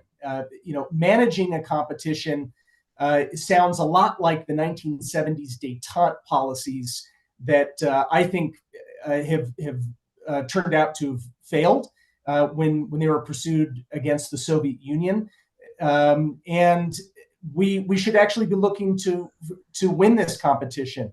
Winning the competition does not mean war, and it doesn't mean capitulation. It's still something in between, but it's very much aimed at ensuring that Beijing becomes persuaded that it cannot win either a hot war against us or our friends, nor can it win a cold war, which it's already waging against us and our friends. And I think that if Beijing becomes persuaded, as the Soviets ultimately did, that they cannot win this in their achieving their global aims, not just domestic or regional, but global aims, that in fact may end up leading to a different form of government in China. But that's not what Gallagher and I were calling for, regime change. But we think it's important to look at how the Soviet Cold War played out, and learn some of the lessons from that, because the similarities between the Chinese system and the Soviet system are underestimated in our view. We think that if we look at what George Kennan wrote at the beginning of the Cold War, if you look at NSC 68, also early in the Cold War in the Truman administration, and you draw a line all the way through the end of the Cold War, really with the strategy of the Reagan administration, those administrations were not seeking a stalemate. Those strategies did not call for a stalemate. They called for undermining the sources of Soviet aggression, and we should be doing the same with respect to China. Well, thanks, Matt. And for the benefit of the audience, Matt and I had a chance to exchange views along with others in the pages of Foreign Affairs, courtesy of our wonderful editor, Dan Kurtz-Phelan, who I think is listening in. Maybe I'll turn now to Bridge. I think you probably take a slightly different position from Matt on the question of end states. I think you said at time that your theory of victory is something like, maybe like détente, but from a position of strength. So I guess my question for you would be, would such a détente be stable? Because I think implicit, Matt, in your articulation is the idea it would not be stable. And what does the content, Bridge, of that détente mean to you? What does it look like in practice? Sure. Well, thanks, Rush, and thanks for including me in this important event, and congratulations on your service and your kickoff here of this major important initiative. And great to be on with Bonnie and my good friend, all good friends, Matt, and also referring to Mike's his piece with Matt. I do have a somewhat different view, and maybe you're the real academic, but I do believe that sort of theoretical, kind of broad theoretical constructs are illuminating, at least on the right side of the spectrum. There was a good article I'd commend to people's attention in City Journal magazine by a guy named Jordan McGillis that kind of laid out sort of different tribes on the China issue on the Republican side. And the kind of, I would say, neo-Reaganite might be, Reagan himself was maybe more of a realist than I think people sometimes, or at least his policy was more realistic than people often appreciate. That might be the way that at least I would define Mike and Matt's piece. Obviously, he can speak for himself. My sort of view is the conservative realist. And so what I would say to you is victory is never final, in the sense that what was the victory with the Soviet Union? Well, it was great that we won. And I think Ronald Reagan did a great job, and others played a very important part along the way. But of course, now we have Vladimir Putin, right? Which in some is actually worse than what we faced, certainly under Mikhail Gorbachev. And at least, there's an argument that even before that. And that basically stems from the fact that, in my view, Russia and China's interests are generally driven by non-ideological elements. Obviously, there's an ideological element, and you've written very eloquently about that, Rush. But basically, if you listen to what Xi Jinping and the Chinese government are actually, at least publicly, saying, it's the great rejuvenation of the Chinese nation and a stronger position for the Chinese people. That has essentially nothing to do with Marxism. If anything, it's actually the antithesis of at least classical Marxism and the critiques of imperialism and so forth. In fact, in some ways, I fear that China today might be bearing out Lenin's theory of imperialism, and we can go into that. But what that means is that what we have to be realistic about what we expect. Détente is not satisfying. It's not a final solution to the problem. But I don't think that's realistic. And I think it's actually far too dangerous to pursue it because, as I understand it, the Chinese have heard some of the arguments about victory and regime change. And you mentioned foreign affairs, and Dan, who I agree is fantastic, he published a piece by Bob Kaplan and me back in 2020, making the argument against this type of policy. It's too dangerous.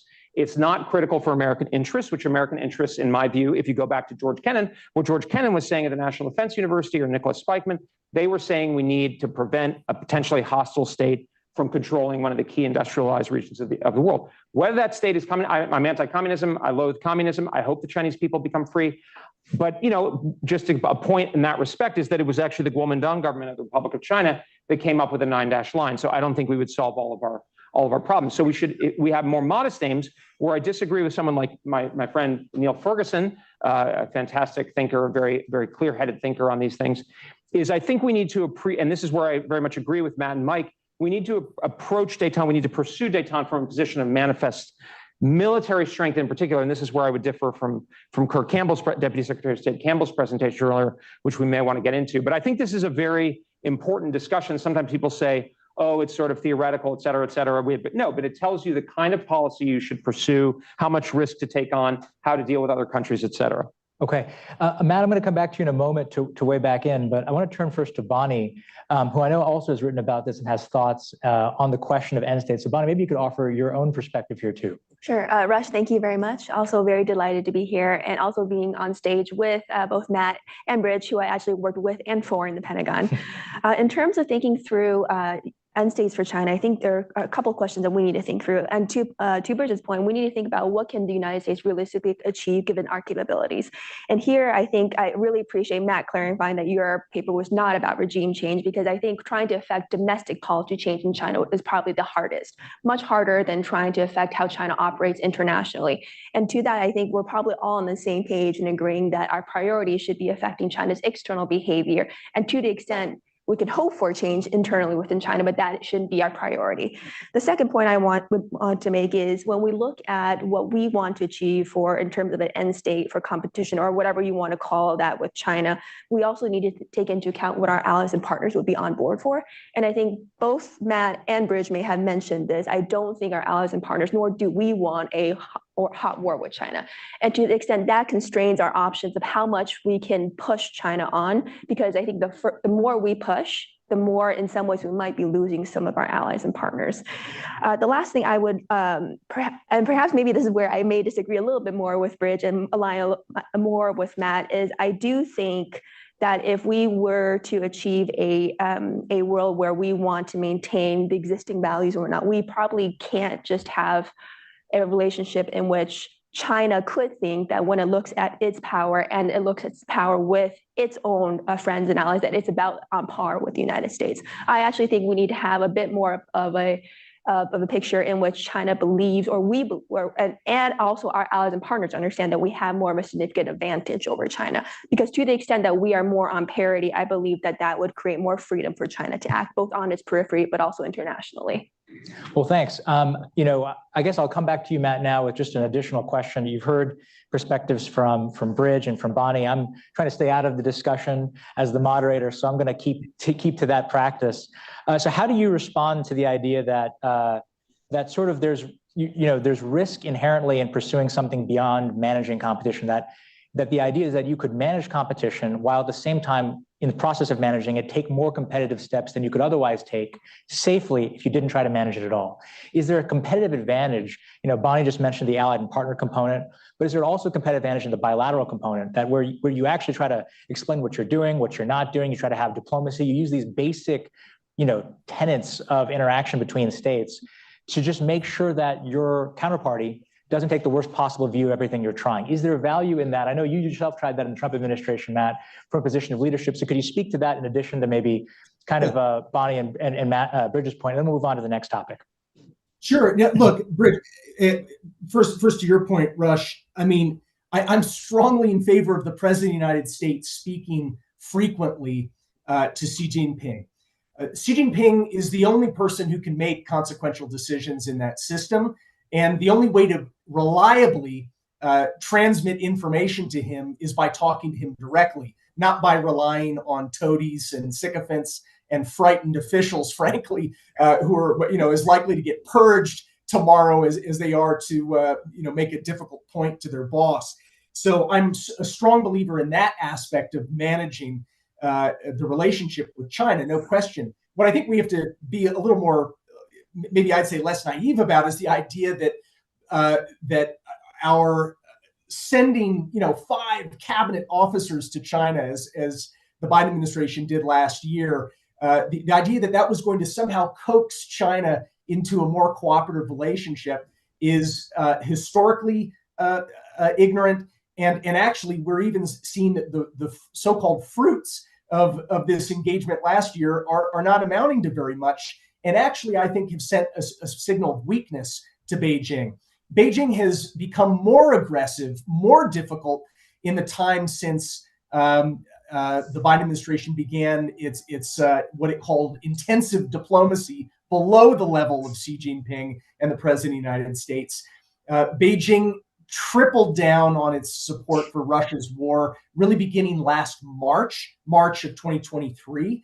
By Secretary Blinken's own admission, China has become overwhelmingly the #1 material supporter of the war, and may have actually changed the course of the war in Russia's favor through that support. And Beijing is now also hosting Hamas delegations. They're bringing terrorists to Beijing, while they've also been the #1 material, propaganda, and diplomatic supporter of Iran as it wages proxy war around the Middle East. And then you can look to Venezuela, and it's Venezuela is now threatening to invade its neighbor. Beijing is signaling sympathy for that approach. So I just think it's naive for us to think that we're going to coax a Leninist totalitarian dictatorship into some kind of a cooperative relationship. But we should be talking to them at the leadership level.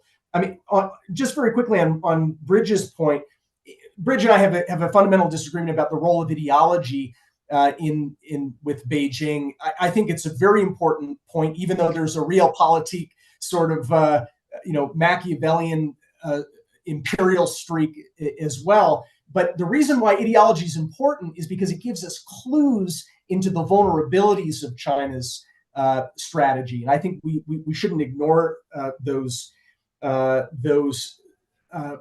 signals and critical vulnerabilities. The only last point I would make is that I don't agree with you, Bridge, on the idea that Putin is worse than the Soviet Union was during the Cold War. I mean, Putin's economy is like, I don't know, $2 trillion or something, versus it's a tiny fraction of the U.S. economy. In fact, I think that if you take all of our allies together with the United States, we've got like a $60 trillion cumulative economy versus a $2 trillion Russian pipsqueak. Putin can't do anything. Putin is an aftershock sort of symptom of the end of the Cold War. He would not be able to do anything that he's doing right now if not for the massive juggernaut in the form of Beijing and Xi Jinping and the material support that he's providing for Putin. It's not a coincidence that Putin signed his no limits pact with Xi Jinping less than 3 weeks before he decided to launch his full-blown invasion. So what we're really dealing with is Beijing, with Putin as the junior partner or I agree with that, Matt. I agree with that. Yeah. Well, this conversation could continue, and you can follow it online. There's some, including on Twitter or X, as it's called now, and in the pages of Foreign Affairs, where there was a spirited debate. I'll just say one thing because it's my prerogative, which is Matt. I think that the critique of diplomacy misunderstands its purpose. Its purpose was not to change China's approach. It wasn't to change China. It wasn't necessarily to solve all the problems that we have. It was, in fact, to create the space for a more competitive approach by explaining that when you take those competitive steps, they have a limit and logic to them. They are not designed to fundamentally cause, as Bridge mentioned earlier, regime change or to destroy the Chinese Communist Party's economy. They're basically serious competitive steps that we're not going to apologize for, but we are going to explain. So I think of that level of diplomacy, including the lower level, again, not to solve problems, but to convey information. And as moderator's prerogative, we will now move on. So the next topic will be even more lively, but we're going to go up in order of liveliness. It's going to be Taiwan, of course. So this is an issue where most agree. The key U.S. objective is to deter a conflict that could cost the global economy. I think Bloomberg has done some research on this. At least $10 trillion. That's a conservative estimate, more than 10% of global GDP. So that would be a number greater than, as a percentage of GDP, even the Great Depression. So when Kurt Campbell, the Deputy Secretary of State, was here saying this could cause a kind of Great Depression level event, I think that's what he was referring to. So I want to talk to Bonnie first. We'll start with you, Bonnie. You've written a lot about this. You've thought a lot about this. Your team runs tabletop exercises. How urgent is the risk of conflict in the Taiwan Strait? How optimistic or pessimistic are you about U.S. prospects if one breaks out, based on your own exercises? And I think second, related to this, your team just concluded a very thoughtful analysis, I thought it was excellent, of quarantine scenarios, which you distinguish from blockade scenarios because they have a law enforcement component. But there's a debate, how likely are quarantine or blockade scenarios, Bridget and I have talked about this, versus invasion scenarios. And I want to ask you how you think about all of that. So with that extremely meaty start, maybe over to you, Bonnie, to kick us off. Sure. Thank you very much, Rush. And thanks for flagging our recent report, which of course we want more folks to read. In terms of looking at the risk of conflict or crisis in the Taiwan Strait, I would say the next 10 years are going to be higher than our past 10 years for at least two main reasons. One is if you look at China's capability, there's no doubt that China's military capability continues to increase. And that capability isn't just in terms of the People's Liberation Army, but it's also in terms of its law enforcement, its Coast Guard. As we look forward, we know that I'm not saying that China will use force in 2027, but we do know that Xi Jinping has set that as a goal for China to have the military capability to be able to engage in a large-scale amphibious invasion of Taiwan. So that capability is one factor that China will take into account. The second factor is China's intent and China's assessment of the situation in Taiwan Strait. And here we do know that China assesses the current president of Taiwan, William Lai, in the most negative light possible.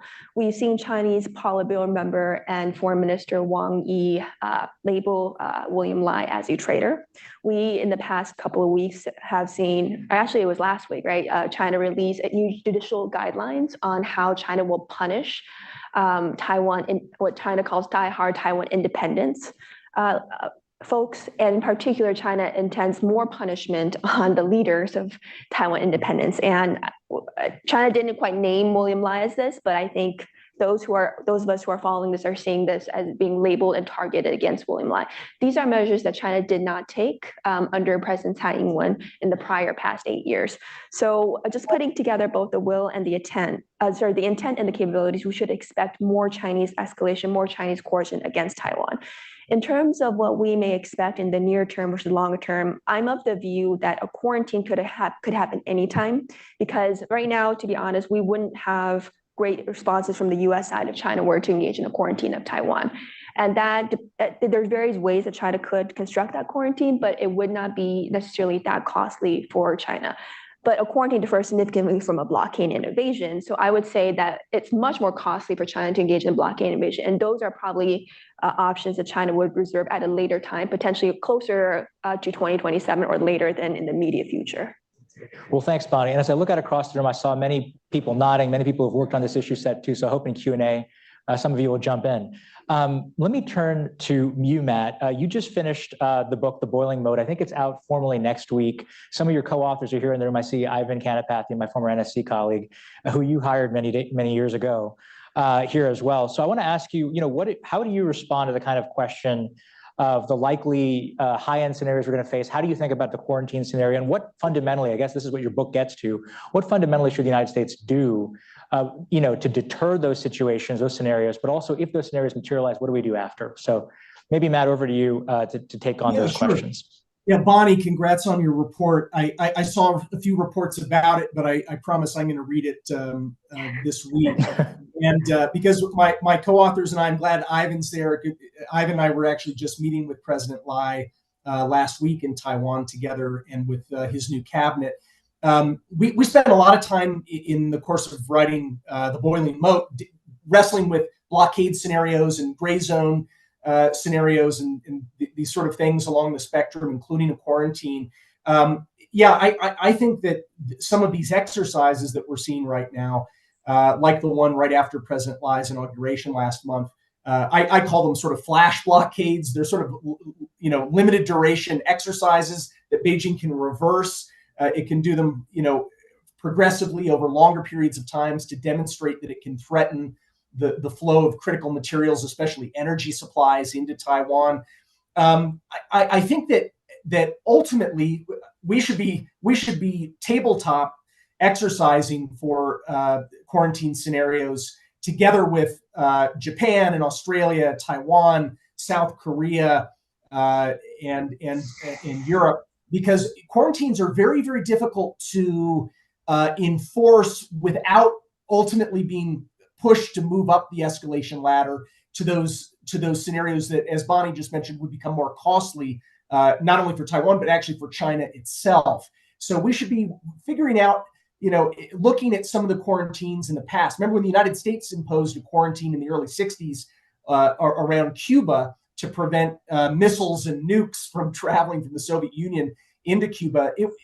That quarantine ultimately worked, but it was extremely difficult to enforce. Had the Soviets simply continued running the quarantine, it probably would have forced the United States to have to move up the escalation ladders in ways that I think made everybody queasy on both sides of the Atlantic. So, but I'm really looking forward to reading your piece, Bonnie. Well, thanks, Matt. And that takes me to Bridge. So we've just had this quarantine, blockade, invasion discussion. I guess I'd like to get your sense, Bridge, of what you worry most about. I think it's invasion. How do you think also about the possibility of quarantine and blockade scenarios being something the U.S. should prepare for? How would you suggest responding to them? And I guess a second related question, if I could. You've been very public about sort of the urgency of the Taiwan challenge. I think many people in this room probably share that sense of urgency. I think you've said also that we can't really maintain as Americans our quality of life if Taiwan falls. But you've also been clear that the U.S. should be careful about the kinds of rhetoric it uses on Taiwan, not make incendiary political statements because it's not in our strategic interest. Right. So one question I have for you, kind of going beyond the discussion we just had with Bonnie and Matt, is when we say that we need Taiwan to sort of be the way it is, to not have American quality of life erode, do you see that as a call for essentially permanent separation or something that'd be provocative politically to China as well? So maybe you could take on those questions. So no, and that's important. I'll get to it. So permit me to kind of develop, because I think it's very important to compare what I'm saying to what Deputy Secretary Campbell, and I think in a lot of ways his speech was arguing against the kinds of arguments that I've been making. And I think there are a couple of really key statements in his speech, most of which I found. And Bridge, we will come to the Europe question in a moment. But I think it's important. Okay. One of which is very important. Several of which were very important. Most of which was unobjectionable and commendable, deserves to be lauded and supported. But he said that he does not think a near-term attack on Taiwan is something that we really need to worry about. I don't think that's a rational judgment. Now, Deputy Secretary Campbell has access to far greater intelligence information than I do. But fundamentally, based on my experience and kind of analytically, I don't think that there is intelligence that could give truly reliable confidence that we do not need to worry about it. Why? Well, most of what we're going to see is going to happen in plain sight. And I'll build on what Bonnie said, and I know Matt basically agrees with this. You have the intent for irredentist reasons, as well as, I think, sort of broader ambitions to break out of the first island chain. And is China actually moving to resolve the Taiwan issue in its favor? And I believe it's taking a series of very costly signals to do exactly that. One is conventional military buildup, both to resolve the Taiwan issue itself, but also that shows that China is assuming that it's subsumed Taiwan over time. Aircraft carriers, space architecture. If you read the defense press, the head of the Space Force says the Chinese are developing space capabilities to project military power much farther away, basing architecture. That is a costly signal that China thinks it has broken out reliably of the first island chain. The nuclear buildup, which I believe the only plausible explanation, or certainly a big part of it, has to be the potential for a large conflict with the United States. The economic resilience. China is aware of the Bloomberg analysis and the threats from people like Deputy Secretary Campbell, however credible, and I question how credible they really are, that there would be punishing economic sanctions. Yet China, in the midst of incredible economic headwinds, is doing delete A and trying to make the economy more resilient. And politically conditioning, and this is where I agree with Matt. Let's listen to and Rush, let's listen to, and Bonnie, actually, let's listen to what the Chinese are actually saying, not just do something. We bring people All right, I've together. outnumbered here. That's realism. So all of that together, and then I say, well, I mean, Kurt Campbell's boss, Tony Blinken, who's nobody's idea of a super China hawk, has said the Chinese have given the instruction for 2027 and moved the calendar forward. And Bill Burns has also said that and stood by it. So we have all the signals. And in my view, I've never said, and please anybody call me out if I have, I've never said I know the Chinese will move. But I'm saying that we don't know. And by the way, there's reporting in the Wall Street Journal late last year that that intelligence sources on China are very limited. And frankly, I think if you look at the history of the Soviet Union and so forth, it's very rare to get truly reliable information, especially from a closed Leninist system. Xi Jinping, I doubt, trusts anybody, including probably the members of his own family. So we have to assume that we don't know. And this is why my pinned tweet is whoever's elected president, I hope it's President Trump, but whoever is elected in November has to assume that it could happen. And so this gets to the other point, which is, what do we need to be worried about? And my view is, quarantines are not decisive. I was listening to Matt very eloquently recount the history of the Cuban Missile Crisis, but there was also the impending threat of invasion of Cuba, of the U.S. invasion of Cuba. There was also the possibility for the war to escalate to the general nuclear level. That was, as Jim Schlesinger put, the big stick in the closet. And my view, I could see quarantine kind of situations, and I think that deserves a serious analysis, but it's not. I think China could only rationally, and Matt knows a lie better than I do, but I met with him in April, and I've seen what he said. There's no way this guy's going to voluntarily give it up because they blocked, like, I don't know, banana imports into Taiwan or whatever it is.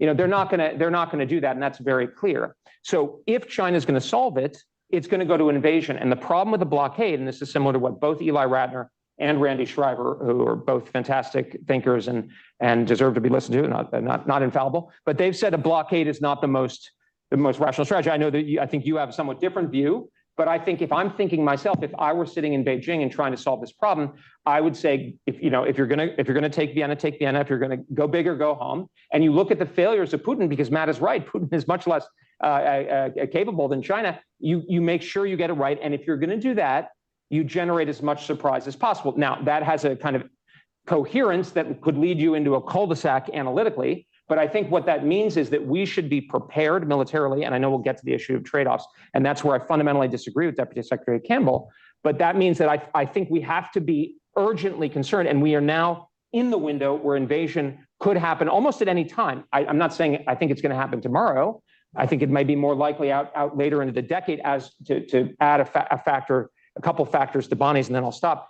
One is the military balance. I call this the Tom Shugart window. A friend of mine, Matt knows as well, retired Navy captain who testified a few years ago, pointing out that the military balance in the Western Pacific might peak from China's point of view. And we have Dale Relag here. Other people know this very, very well. That's one thing. If you're going to do, that's why Hitler went in 1939. You go multiple examples in history. And of course, Xi Jinping's own personal clock, right? I mean, he is, I guess, 71, maybe 70, 71, something like that. He's not a spring chicken. You don't want to be 80, right? So I'm not saying that's determinative, but I'm saying we now have to act as if we're there, and then we'll get in the third session why military balance is key to resolving that. I am cognizant of time. Okay. And I ask our panelists to be as well. So that's a great answer. It's a great answer, but You asked a lot of questions, though. Come on. I asked two, but that's okay. I think this is a good transition point to the question of trade-offs. But before we get there, I think the articulation bridge that you sort of made about the urgency here, I do think that's widely shared, including in the administration. I think there may be some differences on what we will see when. Okay. And that's where, I think maybe I find Bonnie's analysis on quarantines quite interesting and useful, because I think in the near term, my own personal assessment, not using any kind of other assessment mechanisms, but my own personal assessment is that those kinds of scenarios are really concerning and in the immediate term likely and perhaps under theorized. So that I found that paper helpful. Let's move on now to the kind of, and I'll turn back to you, Bridge, to start us off. The question of prioritization. Briefer. No, that's okay. You've set it up so you can now answer directly on target. But strategy is about, of course, aligning ends with means. And I'd like to spend some time on this in our discussion, because I think this is an area of substantial disagreement. And as we just discussed, the U.S. faces the risk of very serious conflict in the Taiwan Strait, and as Deputy Secretary mentioned, in the South China Sea as well. There's, of course, ongoing war in Europe and the Middle East. And at the same time, we're witnessing this tightening alignment that the Deputy Secretary spoke about: China, Russia, DPRK, and Iran. So You've made the case, Bridge, that the US might need to pull back in some places, burden share more in places, Ukraine, possibly the Middle East, to focus surge attention really on Taiwan scenarios and in the Indo-Pacific because we are far behind. I think you've said that some caricature your position unfairly as saying we should completely abandon Ukraine. I think I'll give you a chance to respond to that critique. So I guess my question to you is, if that isn't your position, what specifically do you want to see the United States and its allies and partners do in Ukraine and in the Middle East so that the US can focus more on the Indo-Pacific?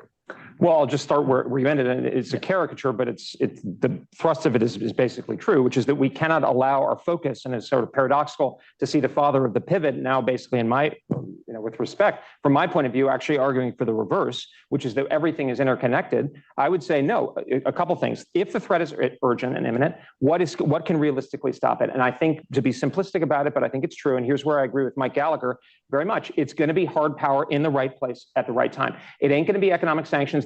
They're completely failing against China. And that's another area where I think I've been interested to hear what Deputy Secretary Campbell has to say, because the administration's been saying this whole policy, but now he's admitting basically that China has propped up Russia, right? Economic sanctions are not stopping Russia or China from doing the critical things. I do not believe that, given the resolve of the Chinese leadership and the capacity of the Chinese economy and military and the sort of authoritarian political structure, that we would be able to impose economic, let alone sort of soft power costs on China that would defeat a determined attack on Taiwan. Now, we can argue whether it may be better as a deterrent. I'm prepared to concede a little bit of that, but I think basically it's going to be hard military power at the right place and the right time. And the one thing that I really disagree and I think is just wrong that Campbell said is that all the money and the weapons capability that we have sent to Ukraine and Europe would not have helped in the Asia Pacific. That is facially ridiculous. I'm sorry.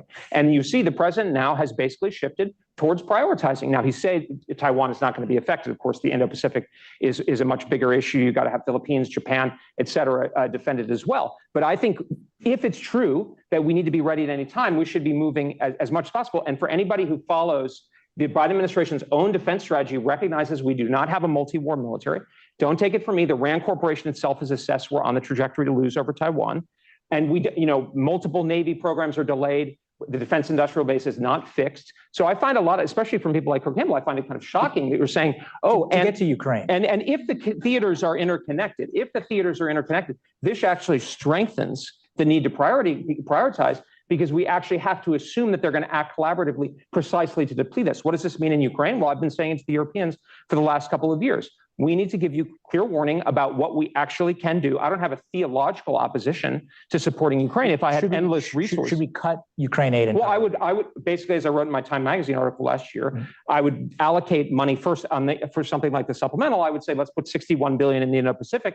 And well, as Mike Gallagher said, $2 billion for Taiwan, or something like, $10 billion or whatever for Ukraine. Capabilities, as my friend Austin Dahmer and I have written about, if they manifestly are not relevant for a first island chain scenario, Abrams tanks, F-16s, I've supported F-16s, these kinds of things. But the key thing, and this is another thing where I think both the administration and a lot of Republicans have erred and have not done the Europeans any favors, is we are dealing with scarcity, and the Europeans do need to step up, and they need to do so urgently. And that's only going to happen if we're clear with them. And that's one of the things that I've been trying to do. So yes or no then on further dollars to Ukraine, it's basically... Well, smaller. Yeah, small. But yeah, I mean, we should be basically reversing So the April $60 billion should not have happened. Yeah, I oppose that supplemental. I'm not saying that we should you could have a supplemental that's $60 billion for first island chain and $10 billion for Ukraine. Isn't that prioritizing? If it were 60 and 60 and you didn't prioritize, would you support that? Well, the 60 and 60, that's the problem there is if the Congress is willing to do something like that, then you support it. Well, no, because I'm not saying that I would support it. Okay, so then it's not. Well, wait, okay, hold on, Rush. There are real fiscal issues. There are real fiscal issues in this country, right? Okay, we do have. We'll come back to that. Okay, got it. That's an important. So they're traded under that thing, scarcity. There should be priority. Okay. Yeah, right. So I'll come back to that question, but I want to give Matt a chance to weigh in, and I think I'll weigh in myself now. But Matt, I think you already have, my friend. I just asked questions, but I will weigh in. Matt, over to you. I know you have strong views on this as well. Yeah, look, let's just zoom out for a moment. Again, remember what I was saying before. The United States and its allies, its treaty allies, are a $60 trillion collective economy, okay? If you take the axis of chaos, which is China, Russia, Iran, North Korea, plus I would add, Venezuela and Cuba as a couple wannabes in the axis of chaos. Their combined economies are about 1/3. So we are 3 times their economies. If you remove China from it, we're like 25 times their economies. Yet, if you look at what the axis of chaos is spending on its defense, it is almost equal to what the United States spent last year on defense.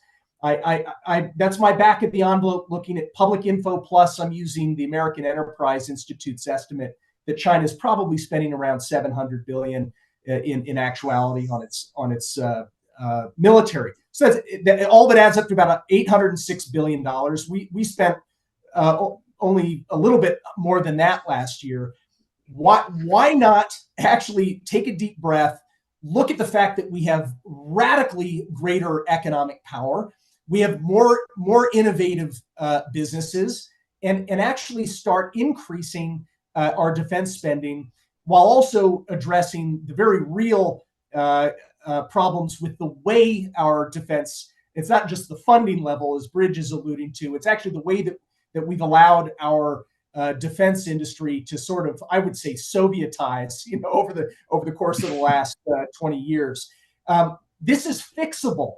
And so I agree with Bridge that hard power is really what it's going to boil down to. I agree with him that the main theater is the Indo-Pacific. I'm not opposed to the idea of rebalancing some of the spending, certainly more heavily towards Taiwan. In fact, Mike Gallagher and I wrote about a deterrence fund of $20 billion a year just for dealing with this primary problem of deterring China in the Western Pacific. But I think this is doable. We're spending historically low levels on defense right now, 3.1%, and shrinking. Our defense budget's shrinking. The size of our active duty military is smaller than it's been at any point since the eve of World War II. Are you kidding me? I mean, this is irresponsible. We can increase that spending while also addressing some of the systemic problems that Bridge has written well about with defense. Well, thanks, Matt. I'm going to turn to Bonnie if you want to jump in on this at all, and then I'll make a quick intervention. Bridge, I'll give you the last word on this, and we'll move to a final topic before Q&A. To my colleagues in the meetings and events teams, we're going to push this panel back maybe 5 to 8 more minutes since we started a bit late because of the liveliness of the discussion. But Bonnie, over to you. Great, thank you. I guess I'll just add on to the points that both Bridge and Matt has made. In terms of thinking about how to prioritize between theaters, China is very much observing what's happening in Ukraine. China recognizes that Ukraine is not Taiwan, but for some reason, it's taking away lessons learned from Ukraine as if Ukraine was Taiwan. So if Ukraine were to fall and if the conflict was to end quickly versus longer term, I think that would in some ways shape how the Chinese think about how easy it may be to take Taiwan. And I would note that when we look at the perspective also from my Taiwan friends, Taiwan is incredibly vocal in saying the importance of supporting Ukraine because they also recognize that even though they are not Ukraine, they're very different from Ukraine, they're very worried about what are the wrong lessons learned being taken and how Russian action in Ukraine may shape perceptions of how force could be used. The final thing I'll add is to your point, Bridge, you mentioned that I agree with both you and Matt in saying that hard power is the most determinant. But if we were to give if we were to think about any way to deter China, we have to add in economics part of the equation. And to Matt's point, we have to be able to work with our European allies and partners on that. And the one final point I'll add is we can assume if we were to really think about the defense of Taiwan, that would be a short war. It could be a very protracted war. If it is a protracted war, and we assume that in that beginning of that war, that China would strike and probably take out not only some of our facilities in the Indo-Pacific, but also the capabilities of many of our allies and partners in the Indo-Pacific, we would need partners outside of the Indo-Pacific. And that's where having our European allies and partners outside of the region will be actually critical to sustain our fight there. Well, thanks, Bonnie. Kind of building on that, I'll just maybe offer 2 broad questions to Bridge, and then you can react to the comments so far, and we'll have more time in Q&A, hopefully, if we can move quickly. I guess the question that you and I were just getting at was about trade-offs. Mm-hmm. And I think it's a big part of CFR's work, actually. We're going to have a major section of work on trade-offs across all of these 4 initiatives. Right. So that's one of the reasons we wanted to spend time on this question. And Matt Goodman's project on the economic questions has a ton of work on trade-offs already. The amount that the U.S. has spent on, I think, as a percentage of GDP on Ukraine is 0.16%. Mm-hmm. 0.16%. So that's less than we spent supporting Israel in 1979. And much of that money that we're spending on Ukraine is recapitalizing the defense industrial base anyway. Now you could argue it could be even better spent, but that's still happening. It's reality. I think the other question, the other critique you could make is that what we're transferring to Ukraine could be valuable for Taiwan. And I think if you go item by item, most of what's being transferred to Ukraine is relevant for land war. It's not, and air defense, not necessarily relevant for Taiwan scenarios, but there are some exceptions. And if you look at those exceptions, HIMARS, ATACMS, NASAMS, Harpoons, those amounts are relatively small being transferred to Ukraine. There's still plenty of depth in US stocks for all of that, which is an important fact. So when I look at that, I think to myself, is this as unsustainable as you've argued? Could you, for example, do, and as Matt has suggested and Bonnie has suggested, 60 billion to Ukraine and without breaking a sweat, issue more debt essentially to do 60 billion for the Indo-Pacific? Could you do both? And I guess the question is, based on what I've just outlined in terms of the numbers, the answer seems to be yes, but we can debate that. The second question is, what signal would it send to the PRC? This is what Bonnie's question gets to, or point gets to, and to the American people if we were entrenched too hastily in Ukraine. If we, as you suggest, just cut the spending right off the bat. I think China does watch our politics closely. As somebody who studies the PRC, I think they watch the politics for signals of resolve. And I think that the marginal decrease in capability from a few more NASAMs going to Ukraine is small compared to the marginal loss in the credibility of our resolve if they think our politics can't get it together. So that's a big trade-off. I guess a final component of that is another audience, which is the American people. And you talk about realism, and that's an excellent way to think about things, but realism is contested. And Americans have different views. I guess if you want to mobilize Americans to focus on Taiwan and to do the things you care about that we've all talked about on this panel, to really mobilize for the defense of Taiwan, can you do that with a clever argument saying, well, let's cut here, here, and here? Will they still come along for the ride on Taiwan? So that's kind of my fiscal concern, my resolve concern, I guess my mobilization concern. It builds on some of what Matt and Bonnie said, and I give you the last word. Great. Well, thanks. I don't think my strategy is particularly clever. Like it's sort of needed sort of more hedgehoggy. It's kind of like simple, sort of parsimonious. It's basically like, if this is the biggest threat and we're all agree about that and hard power is the most important thing, why are we not focusing on that? I think the clever argument is a triple bank shot. All these art theaters are interconnected. Like somehow you're going to deter China over Taiwan and Ukraine. That's the more sort of sophisticated. My argument is in some ways is actually, I would say, more straightforward.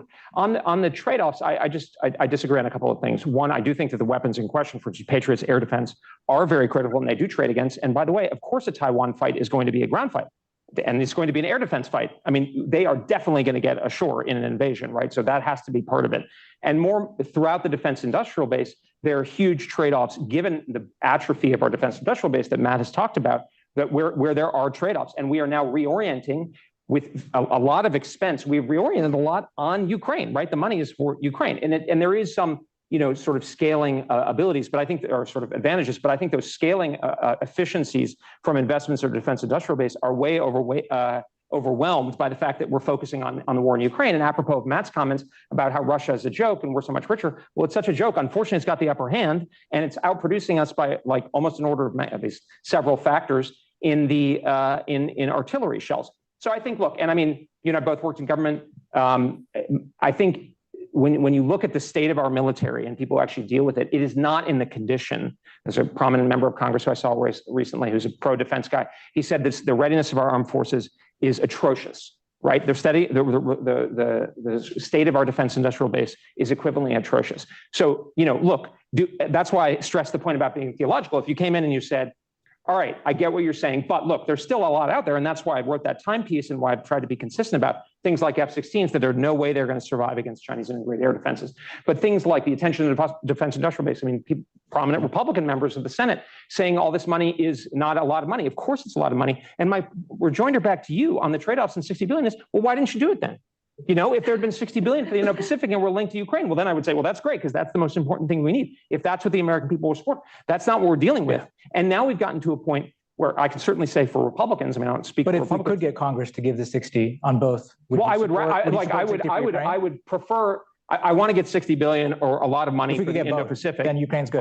But of course, I'm also supportive of Ukraine. But I'm looking at the reality of the defense industrial base and how we're doing. And I'm saying the other thing is, to get back to the clever point, I think this is important. Is my thing is, let's be clear about where our priority is, and then we can moderate that. They say, okay, Bridge, that's a little extreme. Let's go 80% of that. That's a much better place than saying, hey, we can do everything, but actually we're going to try to get a little margin for the first island chain. That's not going to work. And I think, again, the other point is, it could happen tomorrow. It could happen in 5 years, but that's within the 5 years defense program. It takes years to field new capabilities. And Matt is right. And the point I would say to Matt is, we got to live in the real world. We ain't going to double defense spending. Our defense industrial base is not going to be overhauled from one day to the next. In fact, in some ways, it's getting worse. We got to live in the world as it is. And that is the world in which China can move. Welcome to the Council on Foreign Relations. We convene the real debates. All right. Well, thanks. There's a lot more to say here. I know Matt would want to get back in, and hopefully there'll be a chance in Q&A with the audience. I want to give them a chance too. What you ended on with the defense industrial base brings me to the final part of this discussion, which is the home front. And there's a lot to talk about here and not a lot of time. But I think this is an area where there might be actually more agreement, and where some of the problems are structural, and actually where the China Strategy Initiative, as you saw, will be very focused. So let me begin with this question of capacity building in the United States. And maybe, Matt, I'll quickly start with you, since you've written about this most recently in Foreign Affairs. And in my response to you, I actually agreed with most, if not all, of the things that you suggested that we do on the home front, with some modest disagreement on whether or not they're being undertaken by the Biden administration. So maybe I'll turn to you. I think I just put one little wrapper on this before I kind of kick off this portion, which is that a lot of the discussion of foreign policy questions is really about what happens abroad. And that's appropriate because it is foreign policy. But everything we're able to do there has a kind of domestic, component that underlies it, that creates the strength for it, whether that's, as we've talked about, Bridge, just now, the defense industrial base, our economy, our technological leadership, our political cohesion as a society, which, we are very divided. So Matt, over to you perhaps to give us some sense of what you think are the most important steps to do at home in domestic policy to be more effective abroad in China competition. Yeah. So just one quick thing, just going back to sure, and of course, yeah. No. It's just the following. If we think of this, and this is related to your question too, Rush. President Biden has initiated $4.6 trillion in new spending while he's been president.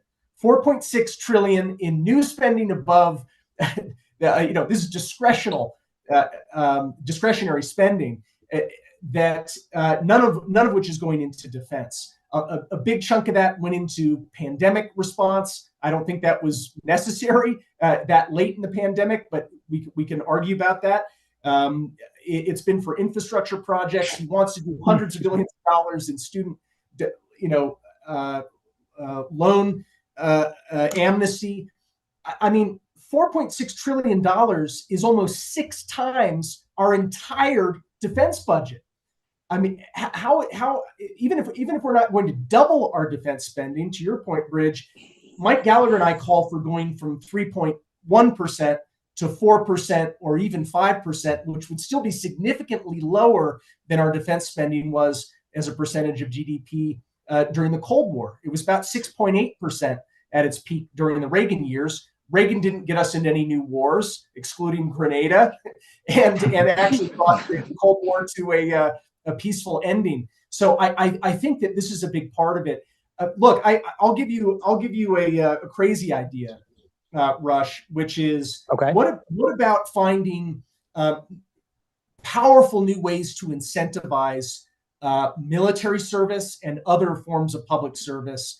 No one that I served with in the military, people who had memories of the Vietnam War, the generals that I knew when I was a second lieutenant in the Marine Corps, no one wants to go back to the Vietnam War era model, but you could have a model where people have the option in doing national service of serving in the military. They could decide whether they want to be in combat arms or not. So you're not pushing kids who don't want to be there to the front in wars, but there's an enormous amount of work that could be done more cheaply by bringing more Americans, young Americans, into mandatory or at least heavily incentivized military service and other forms of national service. I'll throw that one out there on your home front question.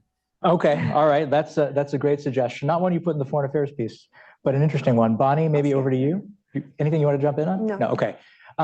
Bridge, over to you on just really briefly. And actually, if I could ask, and Matt, if you want to come back in later, not just the military side, but also economic and technology. Yeah. So I'll be very brief. I mean, I think one of the kind of fundamentals of my approach is you kind of have to meet the American people largely where they are. You can move them, but I think particularly on the Republican side, there's a lot of rhetoric that says, hey, we can just convince them if Reagan is rebooted and we bring him out from Madame Tussauds or something, we'll convince the American people to go to 10% defense spending. And as people point out, we're heading on over 100% debt to GDP. The American people are war weary, and actually a lot of the people who serve in the military are quite skeptical or even cynical about it and so forth. So I'm in the mode of kind of husbanding the asks. And so in that respect, I do think some defense spending increases are going to be necessary. And if the American people support it, great, that would make our problems easier on this front. But I think the number one thing that I would really focus on, this gets to your question, is national mobilization of our defense industrial base as part of a larger reindustrialization. I think this would be a great initiative, I hope, for President Trump if he's elected, but even for Democrats to say you can buy off not only hard hat Republicans and Democrats, people who are national security hawks, but it can't be seen. One of the things I've seen with the supplemental arguments, for instance, is people are very cynical now where they say, well, why am I, we're spending money and giving it to Lockheed shareholders or Raytheon or whatever. If it's part of a broader reindustrialization, which people want, and which would be beneficial anyway in things like chips and so forth, depending on how you conceive it, but that would allow us to get back to a defense industry where we don't have to have these terrible trade-off issues, where we can say, here you go, Israel, here you go, Ukraine, here you go, Taiwan, here you go, Korea, no problem. But that's not the world we're in right now. So I have one final question, and we'll move to Q&A. We're going to go over by 10 minutes. I know that's going to cut into our break, but we people can take a 5-minute break, and then we'll have the next panel start a little bit later. We'll be just fine. So I guess what I would offer is the question of U.S. competition with China isn't just a military question, although that's the one we have focused a lot on in this panel. And when you ask about the $4 trillion in spending, I think you could probably criticize elements of it, but I think the ultimate intention was to catalyze a recovery which has, produced massive amounts of growth and employment in a way that most of Europe was not able to achieve because of their greater restraint on the fiscal stimulus side. But the other part of it, if you take the infrastructure legislation, which was bipartisan, the Inflation Reduction Act, as well as CHIPS and Science, which was bipartisan, and then, and the pandemic recovery assistance, all of it together has focused on an economic and technology bet, which is that if we're going to win the future as Americans, we have to not just recapitalize the defense industrial base, but to do that well, we have to recapitalize the larger industrial base of the country, because those things transfer across each other. We have to be able to make semiconductors again. We have to be able to design semiconductors at the leading edge for the foreseeable future. We have to be able to fix our critical infrastructure and defend it from cyber attack. There's many, many other things in addition to the kind of nuts and bolts of sort of military questions. And in fact, all those things reinforce. So that would be kind of my quick answer. And when I turn to what CFR will be doing in this space, we are setting up a China policy accelerator with the idea to actually probably the first project we'll take on will be the defense industrial base. But the questions beyond it are, how do you do industrial policy the right way in legacy semiconductors and electric vehicles? It's to solve those technology problems, which we didn't have a chance to get to today. I have a final question for our group, and I'd like you to keep your answers to maybe just a few sentences if you could. It's a tough question. Here's the windup. It's about the American people, which we've talked a lot about and we've spoken in their name, but here's what they actually think. In April, Pew surveyed Americans for their foreign policy priorities in the US, long-term priorities. First was preventing terrorist attacks. Second was stopping the flow of drugs. Third was preventing the spread of WMD. Fourth was maintaining military primacy. So that kind of dovetails with what we're talking about. Fifth was reducing infectious disease spread. Sixth was countering Russian power and influence. And only seventh was countering Chinese power and influence. Now that is up 17 points on China from 2018, but it still comes in seventh. So my question to all of you, and I'll start maybe with you, Bonnie, if you'd like to, well, maybe, or not, it's up to you. Bonnie, if I can put you on the spot, I'll start with you. My question is, are the American people right to put countering China as number 7? And what argument would you make to them? And you've written about this in your work on Taiwan and other issues. Why should they care about China policy? What's the argument you'd make to them? That's a really tough question, Rush. I guess I can't say whether the American people are right or not. Everyone has their own decision and can make their own decisions.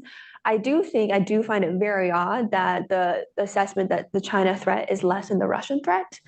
I think what we probably need is a better education of the American people of the general threat that China poses, not only in terms of the military threats, which people may believe are much more distant, but the extent to which China's economic competition, China's unfair trade and other economic practices are harming American businesses, and how that's also impacting jobs in America.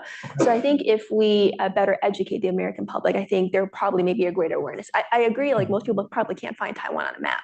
But that doesn't mean that's the only threat and challenge that China poses to the United States. That's an excellent point. There's an economic component, a tech component, there's fentanyl, there's a lot of other issues related to China that people increasingly do pay attention to. So Bridge, you talked about meeting the people, American people where they are. What's your sort of pitch to the American people for why they should care about China? Sure, I would quibble a little bit with the wording, and obviously with different polls, you can get different things. For instance, I know, for instance, 67% of Republicans see China as the top threat. I think the way I pose it is China is the one country, and actually the Biden administration, I'm sure you played an important hand in this, is the only state that can, sort of reform and dominate the future world. I can't remember exactly what it is, but basically that is the prospect. And so countering Chinese influence sounds kind of vague to me. I'm not sure I would put that high. Okay. And that's where maybe I differ from some of the more expansive versions of the competition with China. Mine is relatively narrow, and it gets back to your point about the economic. It's not that the last thing I want is a war. I genuinely would hate to see a war for obvious reasons. But I think if we get, like in the Cold War, if we get the military balance right, the rest of the things will become more material. I analogize it to,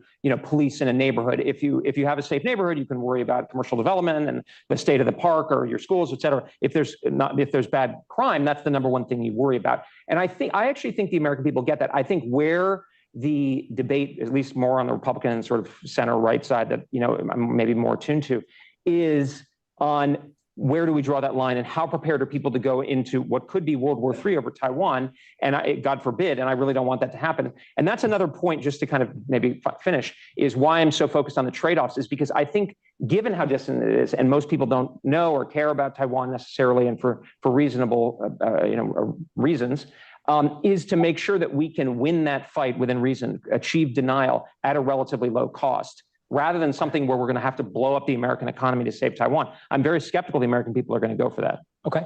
Matt, the last word on this question, and then we'll take 3 audience questions to kind of wrap us out.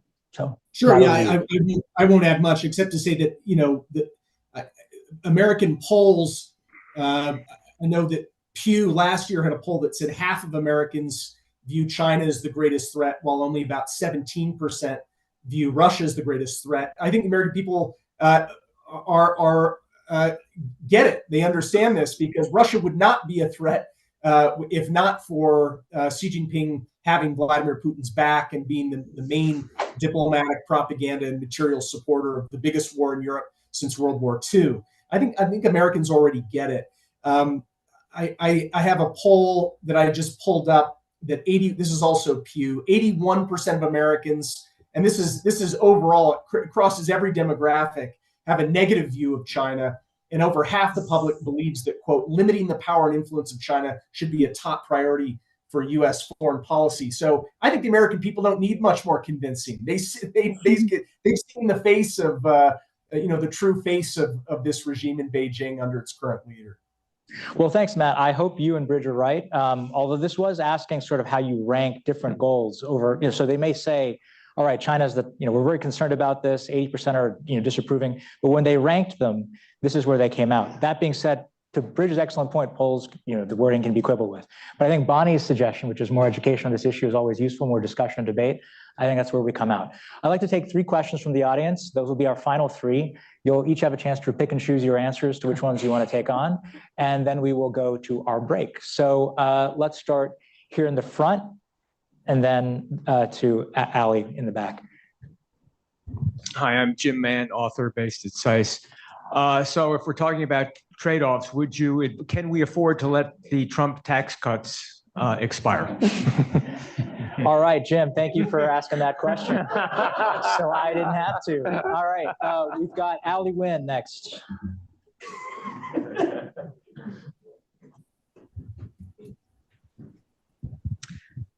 Thanks. Good morning. Ali Wine with the International Crisis Group. Rush, congratulations on the launch of the initiative. We've heard a lot this morning about the competitive strides that China has made in recent years. We've also heard a lot about some of China's competitive weaknesses, slowing growth, growing mobilization of advanced industrial democracies against it. Do you think that Xi Jinping, in light of recent trends, do you think that he maintains an underlying sense of optimism about China's capacity to achieve its objectives, or has he grown more pessimistic in recent years? Great question. And in the back, at the aisle, or right behind the aisle, I suppose. It's hard to tell. That hand that's still up, that one. There you go. Yes, Jung Cho with the Voice of America. How does Putin-Kim summit impact the security situation in Northeast Asia? And is that a plus or a minus in the US-China competition where this could be an area that the two sides can seek more cooperation, or does it work for China's benefit that these countries are all aligning together?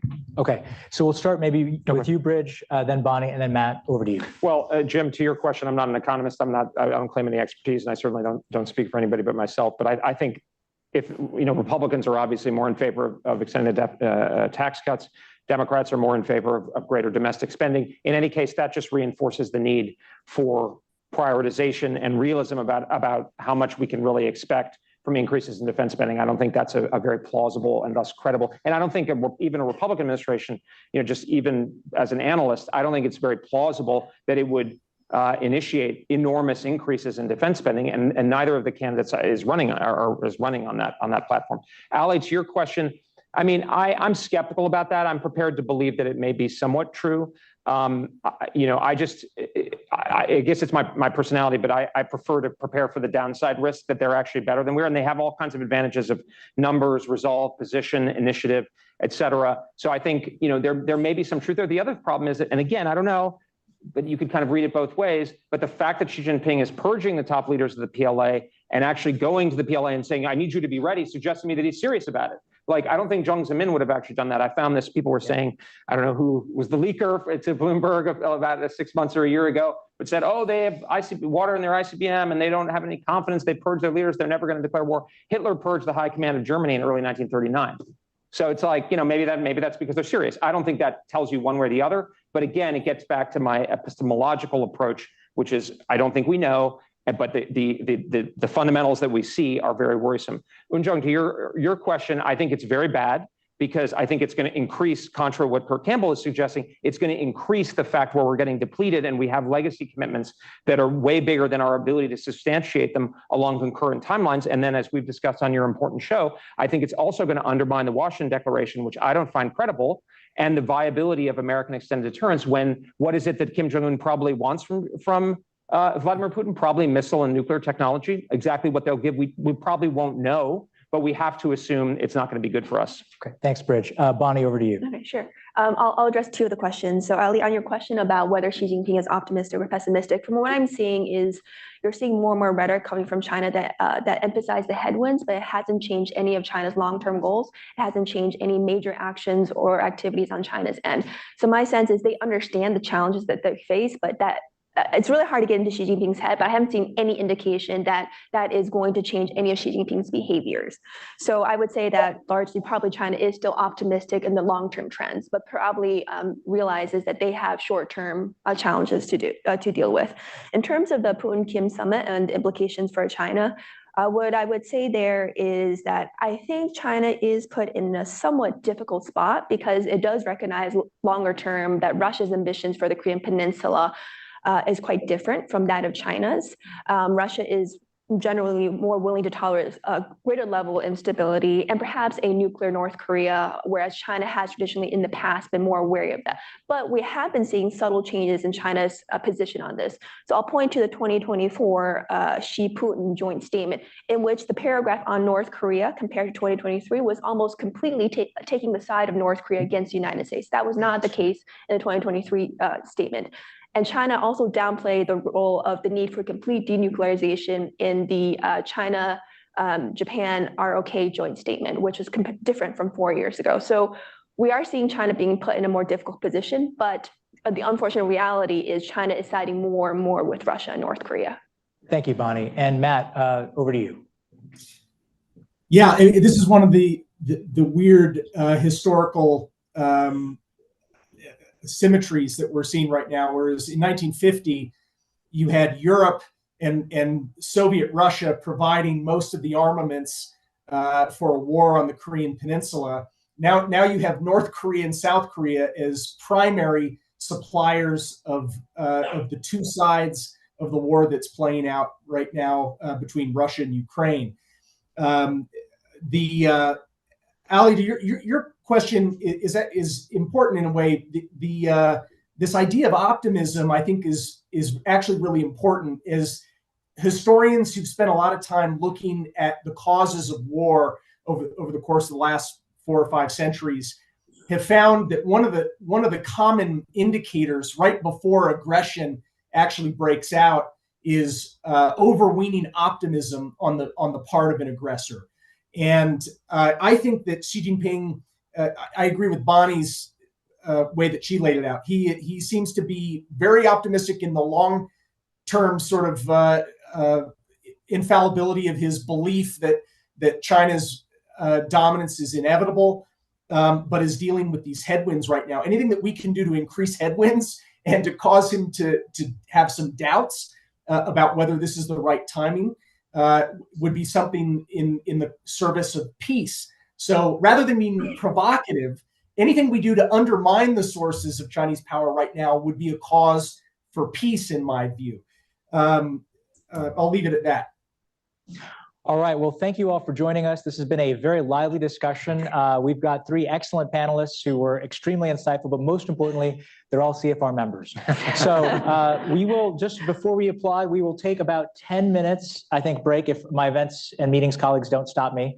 And we will begin the next session, which will be a fireside chat with Ellen Nakashima, Maher Bitar, and Tarun Chopra from the National Security Council on AI, China, national security very soon. But let's give it up for our great panelists and our patient audience. Thank you very much. All right. Great.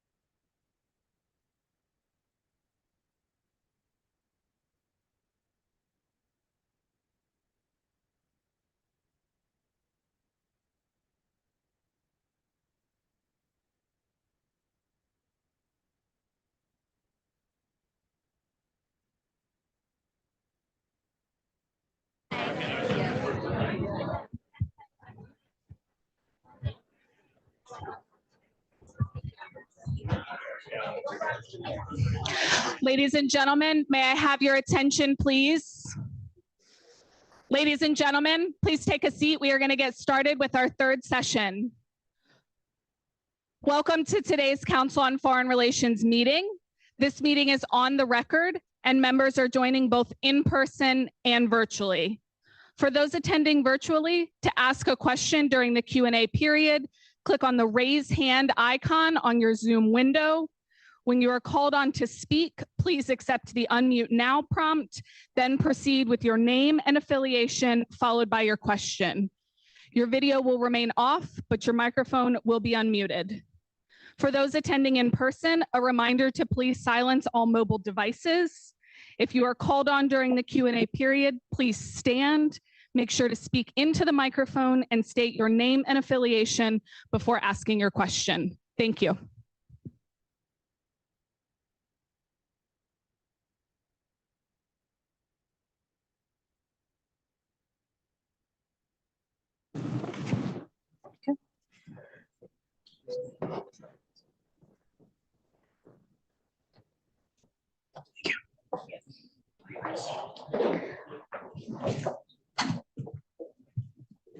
Hi, and welcome back to today's China Strategy Initiative launch event. That was quite a lively panel we had before, and hopefully we'll keep the liveliness quotient up with ours. This session is titled Biden Policy on AI, National Security, and China. And I'm joined by Maher Bitar, Coordinator for Intelligence and Defense Policy at the White House, and Tarun Chhabra, Senior Director for Tech and National Security at the White House. I am Ellen Nakashima, a national security reporter at the Washington Post, and I will be presiding over today's conversation. So it seems like AI burst into the public consciousness with the advent of ChatGPT about a year and a half ago. We were all stunned by an app that you could say, ask to write an LA pulp fiction story in Shakespearean English in 5 minutes. And could it be asked to write a recipe for a bioweapon? In fact, the Biden and indeed Trump administrations were working on AI policies that tried to address the implications of such breakthroughs long before ChatGPT emerged. In just the last year and a half, we've seen the White House blueprint for an AI Bill of Rights, the Department of Defense responsible AI strategy, voluntary commitments to develop trustworthy AI from 7 leading tech firms. And then last October, the White House issued an executive order on safe and ethical uses of AI. So these efforts take on more resonance in the context of strategic competition with China. Let's open the discussion, maybe you, Tarun, with your articulation of the stakes as they relate to that competition. Are we aiming to win the race with China in AI? What happens if the United States falls behind? And if we're aiming to win, what is your strategy to win? Well, thanks, Ellen, for moderating this discussion, and congratulations to Rush for launching the China Initiative today. It's really great to see this. I'm glad you've started, Ellen, with the framing of kind of public attention being focused now on AI after ChatGPT was announced, and now other companies launching similar, at this stage, co-pilot tools. I think it's an important framing in part because you're right. There was an early focus on AI policy, certainly during this administration. And to credit the previous administration, there had been work, particularly in OSTP, on AI policy as well. But I think it speaks to the fact that we really do need to keep our eye on where the technology is going in a few years. And so while we'll continue to have a healthy debate now about what the capabilities are today, where they will be next year and the year after, and there should always be healthy skepticism about scaling laws and certain predictions, I think we do need to prepare for a future in which the capabilities that are unlocked in the next 2 or 3 years are really world historic potentially. We talk now about benchmarking capabilities that align with PhD level expertise in certain scientific fields, for example. And the question now is, are you the mean PhD? Are you at the 90th percentile? And that's kind of where the debate is right now. And so I think we really need to get our heads around what that means for our economies and for national security, really, to your point. And that really covers a range of operations. When we're talking about military affairs, it's yes, we've talked a lot about designing, modeling for nuclear weapons and for hypersonics, but it also goes to just kind of logistics, all of the things that make our militaries hum and make our intelligence operations work as well, including cyber operations. What are the stakes for us, though, with respect to China? Yeah. What's the national security? So look, I think, we sometimes in bureaucracies talk about AI as a force multiplier. I think that really understates what it is. It'd be like saying, there are many analogies here and we can argue over them, but in the late 19th century, that electricity was a force multiplier, or the internal combustion engine was a force multiplier as well. That doesn't really get to what it could be. So the stakes are tremendous, and it's why we took the decision to do a few things in the course in the early days of the administration.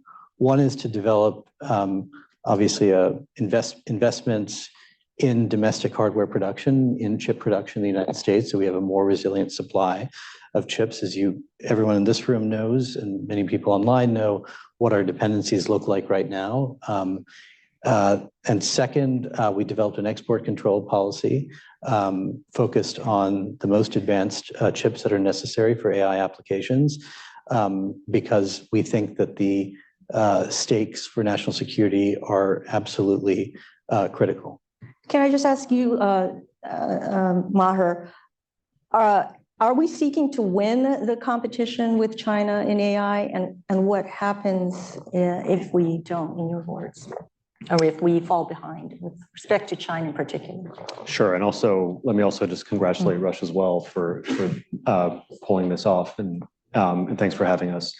I will say though at the outset that when I first started working in the administration, I did not expect to do as much technology policy as it relates to national security, but over the course of these 4 years, working closely with Tarun as well, it's clear how the intersection has really kind of cemented in a way where we have to have our eye on the ball with regard to how these advances are going to affect both the way in which our national security apparatus operates, but then also the way our adversaries and others abroad are looking to operate.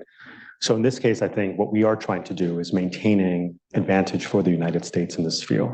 Because we're still ahead. China's still way behind us. So right, and one of the charges that we have through something that was passed out of the executive order on AI, which you mentioned, is a national security memorandum that we're working on at the moment, which is intended ultimately to ensure that our departments and agencies that work on national security are maintaining that advantage and working intensively to ensure that we are adopting AI responsibly, but also ambitiously, while also ensuring that we're using it, we're also preparing ourselves for how our adversaries might.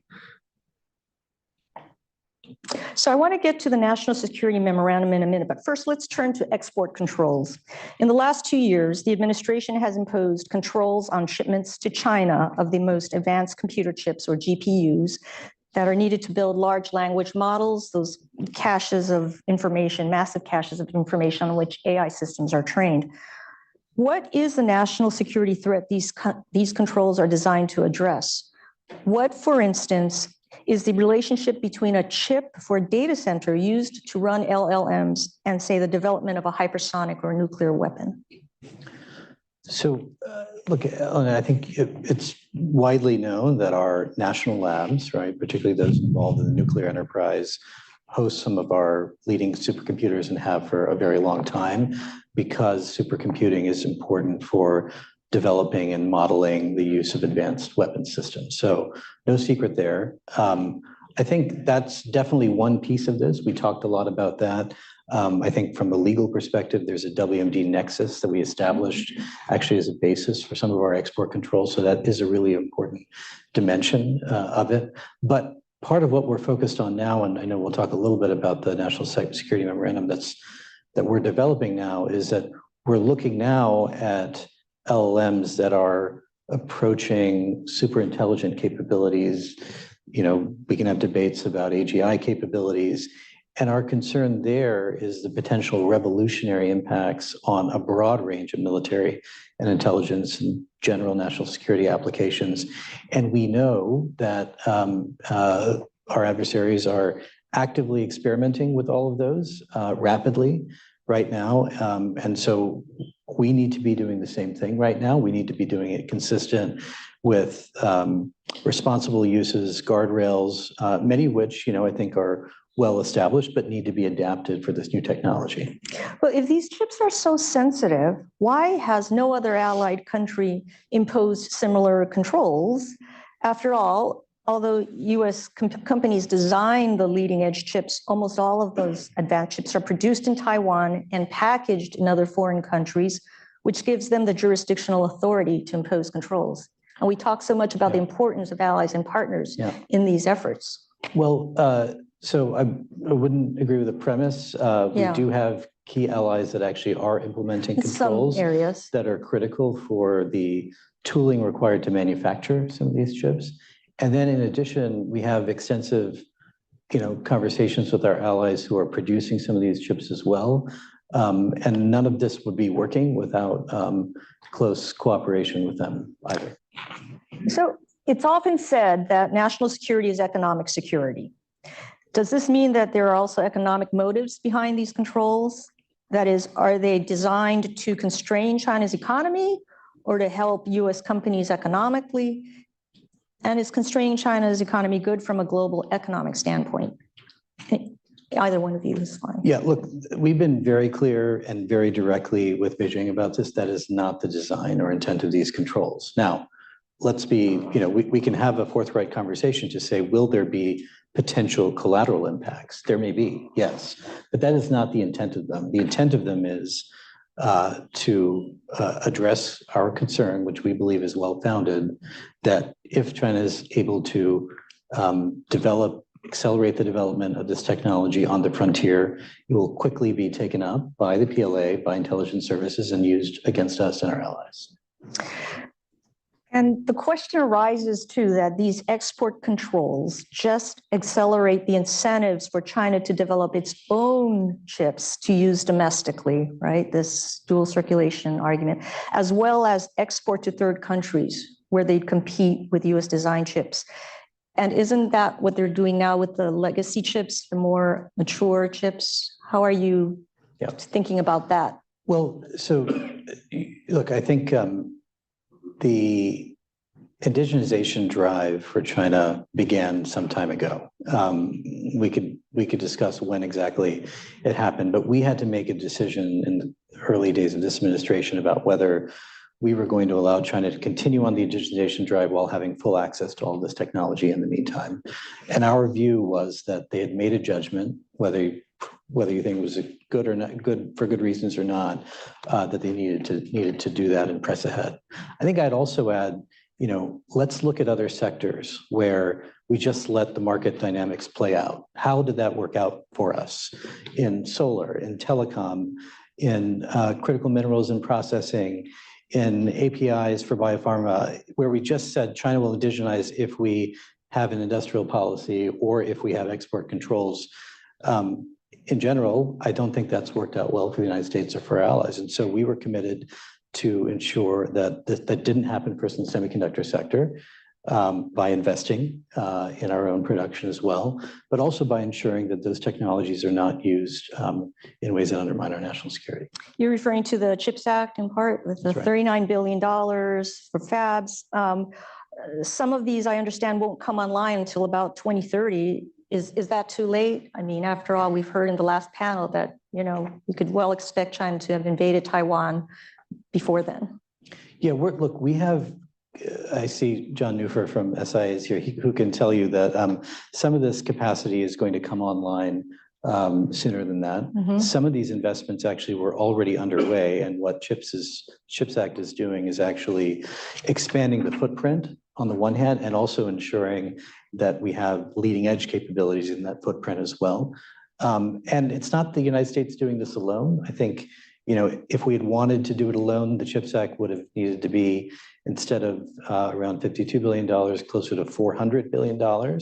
If we were aiming for autarky, that was not the design or intent of the act. So instead, we also have allies, partners, and like-minded countries that are also investing, whether it's Japan, Korea expanding its own production, the European Union, and now India getting into the game as well. And so far, these controls that we've been talking about have been on the compute side, right? On the chips.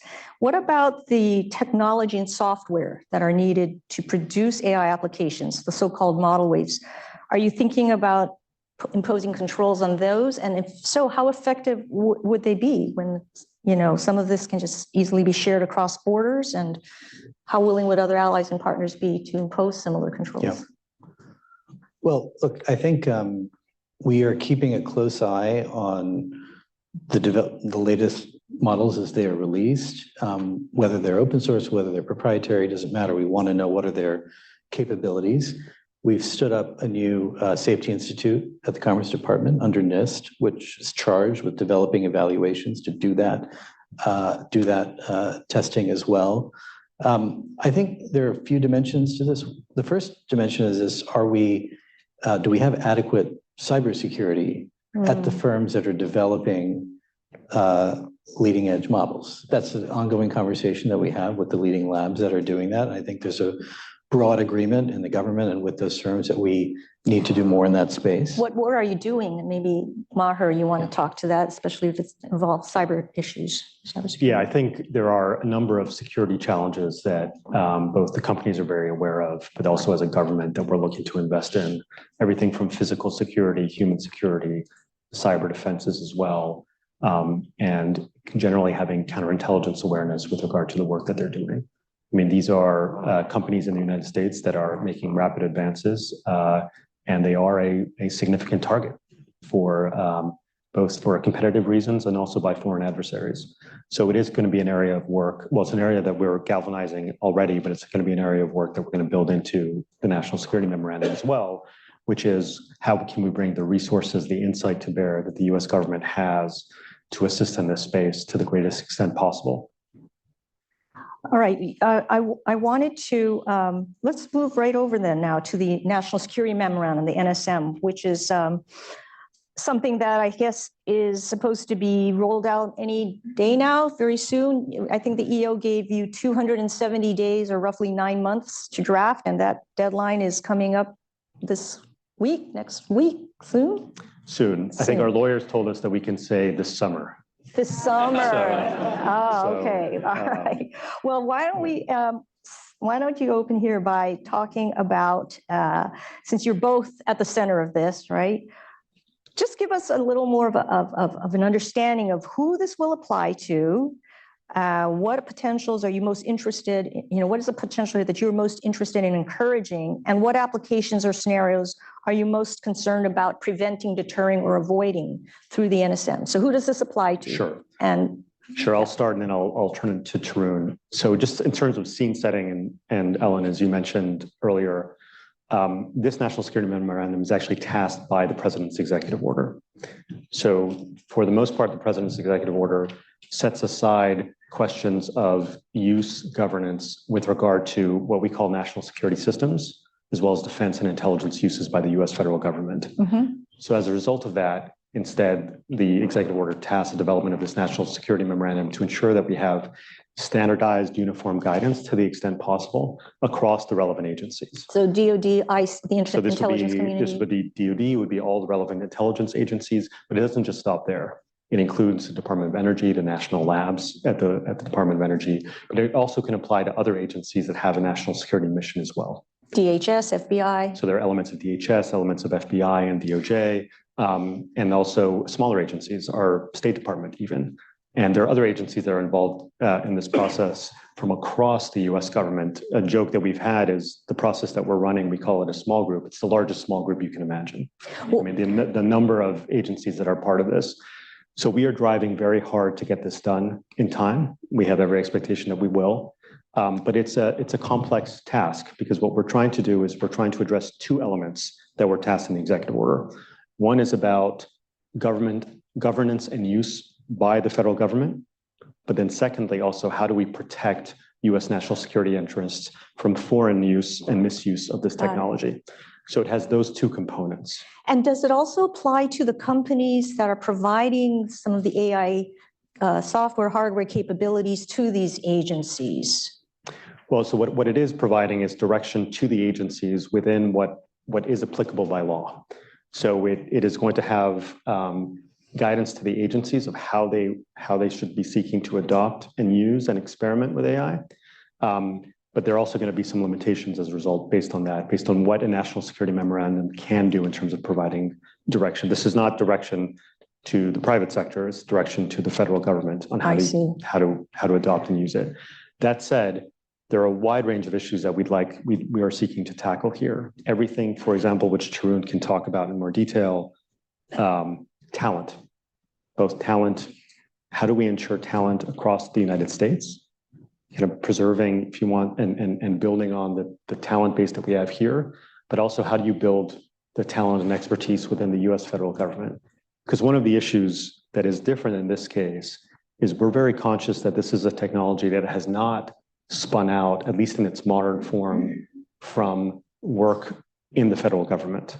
This is a frontier capability that has been developed outside of the federal government. And we're approaching in the private sector by firms like Google, Microsoft, OpenAI. And we're very conscious of how do we ensure that we are folding it into the operations of these agencies in a way that is responsible, that has a degree of interoperability as well, so that we don't create silos across agencies as well in ways that may hinder use over time. And how do we galvanize experimentation as well so that we are seeing what works and what doesn't work? So what kinds of experimentation might we see within the national security agencies with respect to AI in terms of what they're seeking to use these applications for? And then talk about the guardrails you're thinking of imposing on that. Sure, and maybe Tarun, I don't know if you're best positioned if you want to explain kind of what's different about these frontier models and the extent to which they may be particularly effective in some contexts.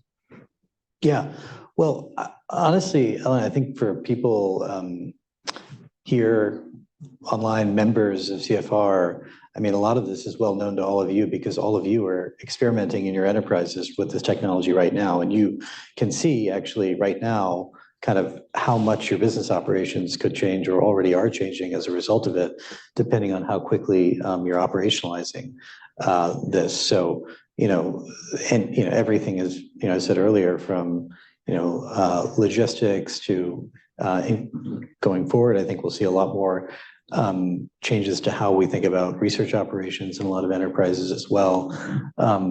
So really covering the waterfront. And so what we want to do now is, I think, acknowledge first that in the Defense Department or the intelligence community, we actually, many government components have been actually pioneers in developing and deploying bespoke kinds of AI for a long time, right? I mean, we have a lot of weapon systems that you could say have been using some form of autonomy for a long time, and the same thing, in the intelligence community as well. I think what we want to make sure we're doing now is to ensure that everyone who's using those applications sees what the potential is for this new paradigm of AI and what the impacts will be. Where it makes sense to keep doing what they've been doing, and that enables you to keep down costs, which we have to be mindful of, then that's what we should keep doing. But where the new paradigm meets the old paradigm, and you have a very significant shift in capabilities, then obviously we don't want to be behind the curve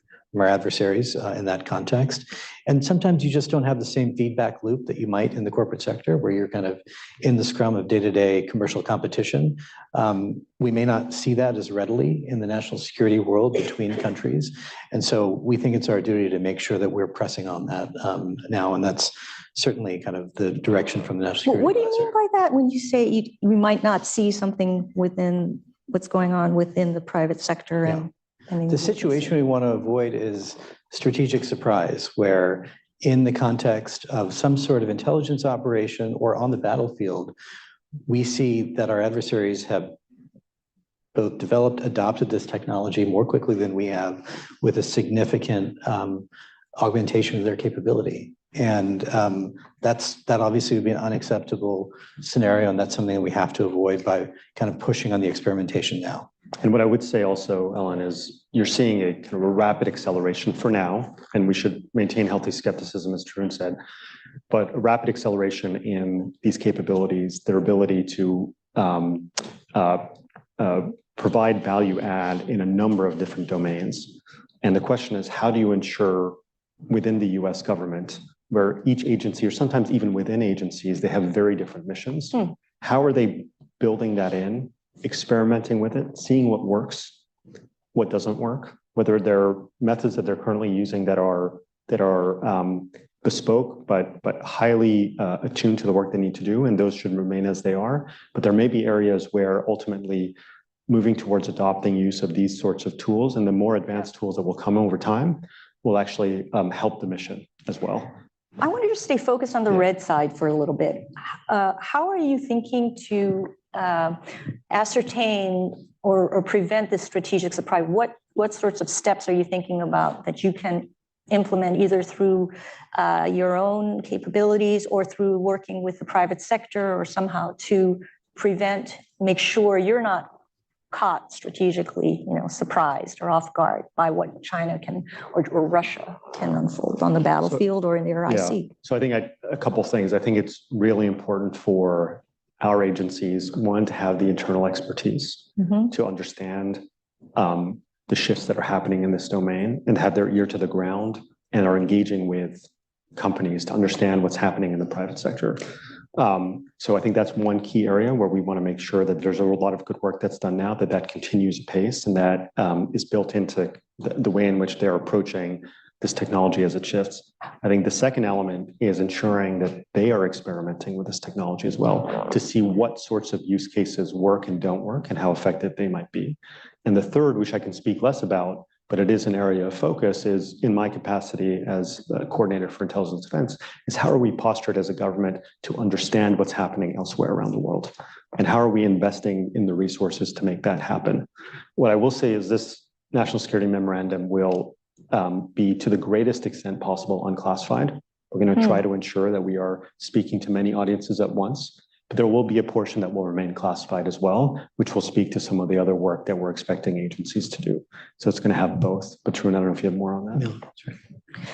And when it comes to the sorts of restrictions, constraints, guardrails you're thinking of imposing, be it on the agencies or on working with the companies that are really providing these capabilities, how are you thinking about that? Are you thinking about devising guardrails in terms of avoiding specific outcomes or on norms, standards? Tell us a little bit about your thinking, what we might expect to see in this NSM in terms of guardrails. Yeah, I think so. I think the first thing is we are building on guardrails that have already been devised. For example, within the Department of Defense, where there's been an intense amount of work over the last few years to ensure that we build an approach that is human-centered for a lot of the work that we're doing.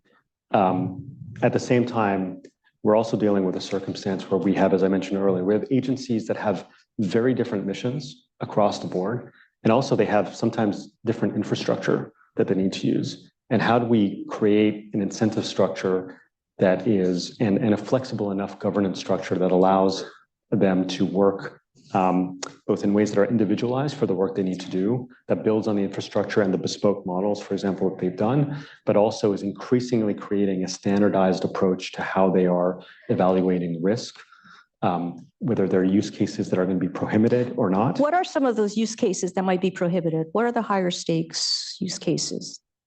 So I think what I can only speak to right now are certain activities that are already out there by the Department of Defense. So I'd point you to DoD directives and other things, but those are things that we're building on for the work that we're doing now. But you can imagine we're talking about agencies as diverse as the Department of Defense on one end, and for example, the U.S. Agency for International Development on the other end. And they all have kind of different missions, different requirements, and we want to make sure that we're addressing all of them in a way that's flexible enough. And also, I think this is very important as the technology is evolving, is future-proof to the extent possible. How do we create a structure that allows itself to adapt as the technology shifts? Tarun, will this NSM specifically address cyber capabilities, offensive and defensive, or defensive? How are you thinking about that? Yes. So look, in the overall effort is to address the full range of capabilities that could be impacted by frontier AI developments, and that, of course, does include cyber operations. Again, as many folks here know, I mean, we already have there's an enormous amount of experimentation in using some of these models to detect potential vulnerabilities, and you just have to expect that there's going to be a lot of potential use of it as well to then exploit those vulnerabilities also. And so we want to make sure that to the greatest extent possible, we're using it to maximize defense for ourselves, to make sure that we're not behind the 8 ball in that regard. And that's going to be, to some degree, also a big piece of our partnership with the private sector, where obviously many of our national security agencies are working closely with some of our leading tech companies right now to provide cloud services, for example. And so this has got to be a major piece of that conversation. So there have been recent reports about the Pentagon's use of clandestine information operations online to try to, counter narratives. For instance, China's pushing narratives, fake narratives about COVID, origination and things like that. Some of these activities have been curtailed, but I wonder whether your NSM will require these defense agencies to comply with, a lot of these activities have to take place on commercial platforms like Facebook or Twitter, now X. So, and they have terms of service. Will your NSM require these firms, the agencies, to comply with the firm's terms of service, most of which bar inauthentic behavior online? So it's sort of an ethical question here, but one that sure. And I'd distinguish between two elements. Okay. These AI capabilities are tools to do things. Right. And we are very conscious about the fact that this NSM is not intended to displace existing policy and legal requirements on agencies about what they do around the world. So I think that's where there can be an active debate about what is most effective to do around the world and how the United States government should be engaging in messaging operations, messaging activity. But here, the NSM is going to make sure that it is adhering to not in any way sidelining policy requirements that are there for good reason. And on what you mentioned, for example, the information operations that occurred several years ago, we moved very quickly and very decisively to curtail operations that were of concern, which has been reported publicly, including by, I think, yourself at the Washington Post. So I wanted to turn to geopolitics for a moment. I just also, how much time? I'm sorry, I lost track of the clock. So, oh, okay. So I really wanted to get into this this area, which I think is rich and fascinating with respect to both AI and strategic competition with China. As most of you know, Microsoft recently signed a $1.5 billion investment deal with the AI company G42, which is headquartered in the UAE. It's part of a broader strategic play the administration is making in the Middle East to reduce Chinese influence and presence in the region. Tarun, how well is that working? And what arrangements do you have with countries like the UAE and as well as with Saudi Arabia and Kuwait? Yeah. So look, Ellen, as a global matter, we obviously want to see trusted digital infrastructure around the world, and particularly in countries where we have a military presence or strong economic partnerships, both to protect sensitive data, including American data, but also to protect military data, And of course, to ensure that advanced technology is not going to competitors where we have a clear, again, policy objective there. So in that context, in a place like the UAE, which you cited, right, where you had G42 working very closely with Huawei, for example, we have an interest in changing that picture, right? And so we see kind of the effort to work with Microsoft as an alternative to Huawei is generally a positive development and one that we want to encourage. I think at the same time, right, where you have a legacy of working with an untrusted vendor for a really long time, the associated infrastructure, personnel, all the things that come with that, it's going to take some time to kind of fully make the transition and to build confidence that we're not going to have the kinds of technology leakage that we would worry about. And so I would say this is not unique to the UAE necessarily. It's going to be in any context where that transition is underway. There'll be a lot of work that we have to do together with the relevant partners to make sure that it's complete and we're meeting all the policy goals. Well, how do you enforce the pledge, be it by G42 or any other company that might have a deal, the pledge that they are cutting Huawei or the Chinese firms from their supply chains?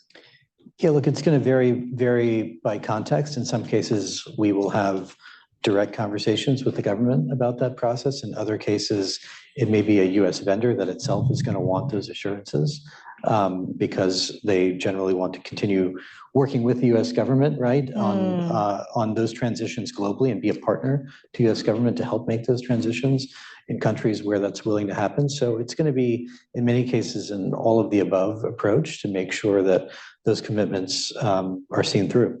Is there anything similar work going on in Saudi, Maher? I would defer to. Or perhaps with respect as well to the Saudi-Israel normalization issues? So look, I'll just say, I think we're having these conversations in many countries. There are a lot of them around in the Middle East right now, and part of the reason for that, Ellen, is that there is a very high conviction about the coming capabilities of AI in the Middle East right now. We see that in the UAE, we see it in Saudi and other countries in the region. And as part of that, countries want to know, well, how do we get access to some of this most advanced technology? And from our perspective, given that we, for all the reasons we've talked about earlier, want to safeguard it for national security reasons, we have to have a conversation about what is the digital infrastructure that it's going to ride on and where it's going to be safeguarded. And so that's definitely an ongoing discussion. So diversion issues aside, are you at all concerned that the UAE, Saudi, and other countries in the Middle East with poor human rights records, as well as massive amounts of money and cheap electricity, will become the center of the world's AI ecosystem? And are you concerned that they might turn these capabilities to engage in human rights violations? Do you want to start on that one? The spiral work that Sure. Is that because I jump ball? Yeah. I think what I can say, just building on what Tarun said, this is a conversation we're having with a number of countries around the world. I think it's a reflection of the moment that we're in, which is that right now the United States is home to the advanced technology, to the main companies, and to the talent base that is necessary to build this. I think this raises a kind of fundamental questions for us over time, over how we want to ensure that we are maintaining the US leadership role in this space and securing US leadership, but also balancing that and working with partners around the world in a way that is both effective for our national security, but also true to our values. So without answering your question directly, I think this is something that we're wrestling with right now with regard to a lot of countries, and is something that I think is going to play out actually over the next few months and years, because we're actually at that first, if you want, the first stage of that process, which is not unique to this issue, but this is one that I think, as Tarun says, both has revolutionary potential, but also we're starting to see governments have real conviction about wanting to play in this space. No, I would just add, look, I think this is an important question. It's very fair to ask, like, beyond leakage, how are we going to linkage to China? How are we going to think about this set of issues? And we will have to have a conversation with countries around the world about how they plan to use these capabilities, right? And so, you know, if you're talking about countries that have a really robust internal surveillance apparatus, then we have to think about how exactly will they use these capabilities to supercharge that kind of surveillance, and what will that look like? How will they use, you know, very advanced, you know, analytics that may enable them to do, you know, micro prediction, right, on particular individuals who live in the country or visitors who live in that country. They have access to all of that data. That is something we have to look at, I think, as part of our broader policy for it to be sustainable. But to the earlier part of your question, I mean, I have enormous confidence that we will do what we need to do in this country to maintain our leadership, because, you know, we got to this place, you know, without a lot, frankly, of, you know, focused government support really on, you know, we had enormous investments by some of our leading companies that brought us to this place where we have this lead right now. But we did it kind of without the focus on the hardware that's necessary to do this. We did it without actually a lot of focus necessarily on the power infrastructure that's going to be needed, which you asked about earlier. Yeah. But now I think there's conviction at the top by the president himself, right, about the need to maintain and extend our leadership in this area, and among many of our allies as well, which will absolutely be part of doing this together, and among democratic and like-minded countries in particular. And Ellen, if I can just add one thing. So in addition to the human rights concerns that you mentioned and that Tarun mentioned, from my perch, so I'm also responsible for counterintelligence policy for the US government. I think we also have to have an eye, again, not addressing a specific country here, but as this technology develops, as it is adopted worldwide, what are the counterintelligence implications for the US government? What are the risks, not just on human rights grounds, but also in terms of the security and the counterintelligence risks to our personnel around the world? So that is something that I think we have to be very mindful of. And that's sometimes an area where both human rights concerns and counterintelligence concerns can actually merge together, because we also want to make sure that we are protecting the US government and our capabilities and our people in the process. Will that be in the unclassified portion of the NSM? No. Okay, I want to get to questions from the audience, but I just wanted to get to one more piece here, which is important, and because you all have hinted at it, and it's the dialogue issues, dialogue both with China as well as with allies and partners, right? So the Biden administration recently held a dialogue with China on AI. Interestingly, your Chinese counterpart was the Foreign Ministry's Director General for North America, not exactly the person who runs AI policy, or even like you, Tarun, knows AI issues well. But so tell me, what, if any, meaningful progress did you make, or was this dialogue for the sake of dialogue? Did you make any concessions regarding the US's use of AI? Did you seek any concessions from China? Kurt Campbell earlier mentioned that he suggested that China had particular concerns with challenges posed by AI to nuclear command and control. Did that arise? Is that an area you agreed to focus on? Tell us a little more about that dialogue. So yeah, just on the issue you last raised, like our position has been publicly clear for a very long time. We don't think that autonomous systems should be getting near any decision to launch a nuclear weapon. That's long stated US policy, I think widely agreed by our allies around including the world. China? Sorry, not agreed by China to date, not agreed by China to date. We think any country, all countries around the world should sign up to that. We think that makes a lot of sense to do. But with respect to the dialogue itself, I think the view is that as these systems become more powerful, we should simply have a venue to talk about risks and safety. And this was the first, instantiation of that dialogue right now. I think to start with, I think we have to kind of work through, do we come to the table with similar views about where the capability is going and what risk and safety might look like that in that context. And so, hopefully this is simply a channel that's going to remain open. It's not a venue for us in any way to negotiate our technology protection measures. Those are not up for negotiation, but it is a venue for us just to exchange views on risk and safety, and then to have a channel open if and when that becomes useful and needed. And then you've done work as well with the G7, the Trade and Technology Council, with the EU, the summits in the UK and Seoul, and one upcoming in Paris. So what has come of all these efforts? And are you seeing allies buying into your approach at all? Yeah. Well, what you are seeing through some of the summits in particular is the leading companies developing and deploying this technology, signing up to certain commitments, which is positive. Some of those may then become the basis for more formal regulation or legislation, not just in the United States, but in other countries.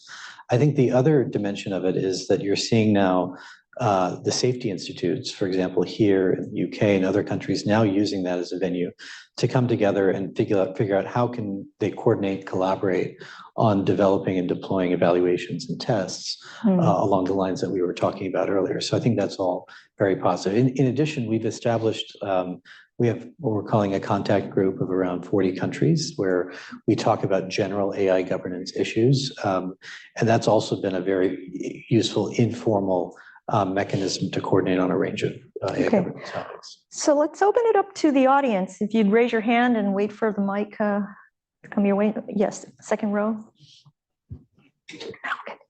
Thank you. My name is Alice Zhang. I am a China-Taiwan SME subject matter expert for Indo-Pacific Command. And so I think what you discussed is very interesting. And my question is, we talked a lot about how to apply AI and specifically in defense. And a concern that I have is that with cultures or countries with deep culture and social influence, such as the Middle East or China, specifically on their language, how can we eliminate some of the risks of using AI and generating wrong or misleading results? And how do we mitigate that risk? Thank you. Do you want to? Sure. Yeah. So I think, especially in the intelligence sphere, I think we're very conscious about ensuring that any adoption will have to meet the rigorous analytic tradecraft requirements and standards that exist. And here, I think that's kind of the value of experimentation on more advanced models over time will bear fruit, is understanding the extent to which it can be built into current tradecraft to ensure that the results are those that are not misleading, and that ultimately analysts, to the extent that they are using these tools, are not relying or using it as a crutch, if you want, for the work that they're doing. So we think there's ultimately there's a balance here, there's a trade-off of how do we integrate to the extent that it makes sense into the procedures we have now to ensure that it can help rather than ultimately hurt, both in the analytic work that's being done, but also for other activities, including for cyber defense, for example.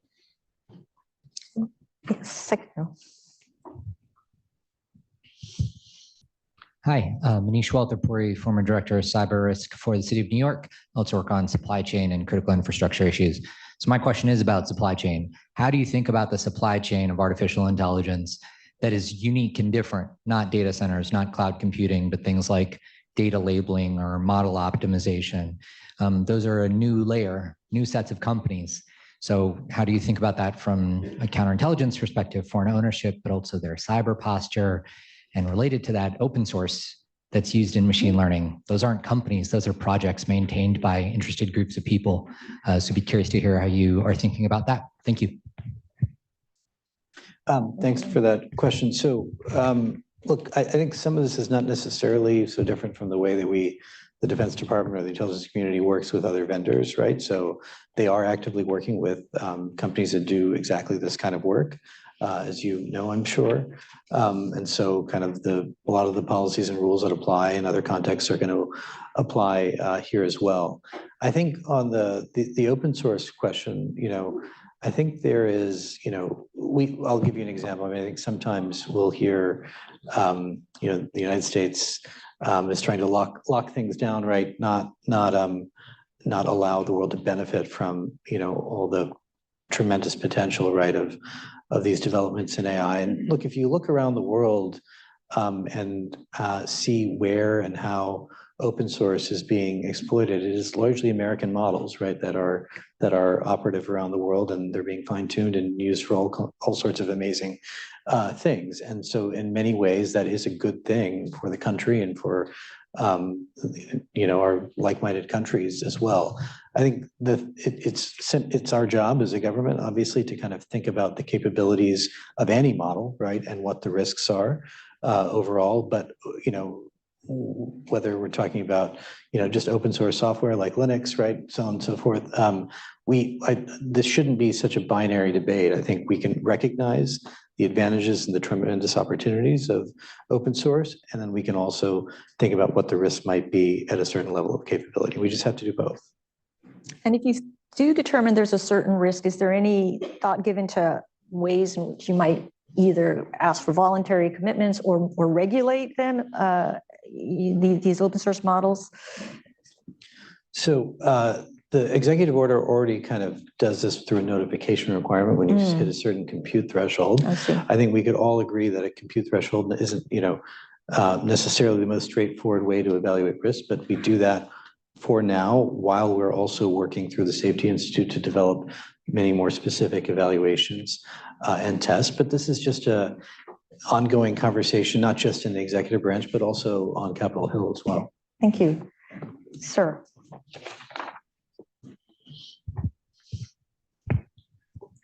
Ken Wasserman, I'm an attorney. To follow up on your discussions that you say you've had with China, if there was a mutual expression of will, might there be any area that China and the US could cooperate within AI to their mutual benefit? And if so, what might those be? Look, I think this remains an open question in part because the first step is to try to come to some sort of common understanding about what the leading risks are and how we would go about evaluating those risks as well. And that's kind of this is an opening bid on that conversation right now. So, there are a number of people here actually who participated in track 2 conversations with the PRC on AI issues for some time. And I think all of them could tell you, if you look at kind of some of the sampling of attitudes in those groups, we actually currently don't have necessarily a lot of overlap on what the risks are right now. And so that alone, I think, would take us one step forward if we could come to some semblance of agreement. How would you characterize how China views the risks? What do they see as the AI risks beyond nuclear command and control? Well, look, I don't want to speak to kind of private diplomatic discussions generally. I think sometimes there is kind of a message delivered to us, which is, the West can afford to be worried about risk and safety, and we'll just focus on deployment, right? And to us, that's not a healthy or sustainable way to think about this. We also are focused on deployment and the applications of this technology for development around the world, and that's happening right now. But we can also be worried about risk and safety and try to come to consensus with countries about that. And our view is we just have to do both. Okay, thank you. We have a question from our virtual audience. We'll take our next question from Mickey Canton.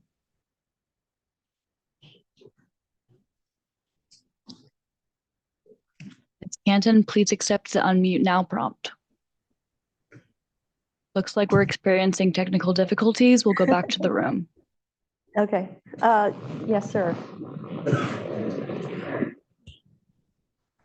Hi, my name is Ryan Bugis. Thank you so much. Can you talk a little bit more about how you're thinking about the incentive structure to build and maintain tech talent in the government and how you're thinking about approaching that going forward? Sorry, okay, I'll start. Mario, you should come in too. So, look, there are a number of things going on. One is if you look at, the new director at the National Science Foundation, right, that's still doesn't have the appropriations, right, that have been authorized, but there actually is a kind of much more liberal pay structure, in part to try to attract more tech talent. But I'll tell you, like my experience from working with colleagues over the last few years, and this is not just on AI. If you look at to her credit, the Secretary of Commerce has been able to attract really great, incredible talent to the CHIPS office, right? From many sectors, right? To execute that program, I think we see really high conviction for people who want to spend maybe not their whole career, but some years in government on work that they think is really meaningful and important for the U.S. government and for the country. And so I think that actually, I'll just speak personally here. I think that the biggest draw for many people who want to work on this is there a critical mass of people who get it, who want to work on this issue and have high conviction about it? And if there is, there are all kinds of ways to make that work. Now, over the long term, obviously, we need to have a steady pipeline, right? And we're doing that through, I think, more fellowships in the government now. I think there's much more active recruiting efforts. Some of you maybe participated in the AI Expo that happened downtown a couple of months ago, which was a great recruiting opportunity actually for a lot of departments and agencies as well, but also creating a pipeline from places inside the government that have a lot of tech already, like some of our research labs in the military services or in the national labs administered by DOE into policy roles as well.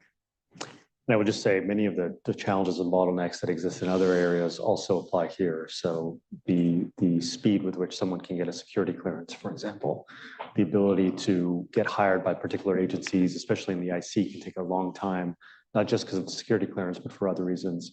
Pay obviously is an issue. All of those, we're very conscious of all those issues, but I also think there is an excitement to work on AI policy that I think is also kind of attracting. The question is, how do you ensure that becomes an actual pipeline that's sustainable and it's for the long haul? And I think those are going to be things that we're going to start trying to tackle in the NSM, but it's going to be something that's going to require a combination of ultimately, I think, policy as well as statutory help over time. Mm-hmm. Way in the back there.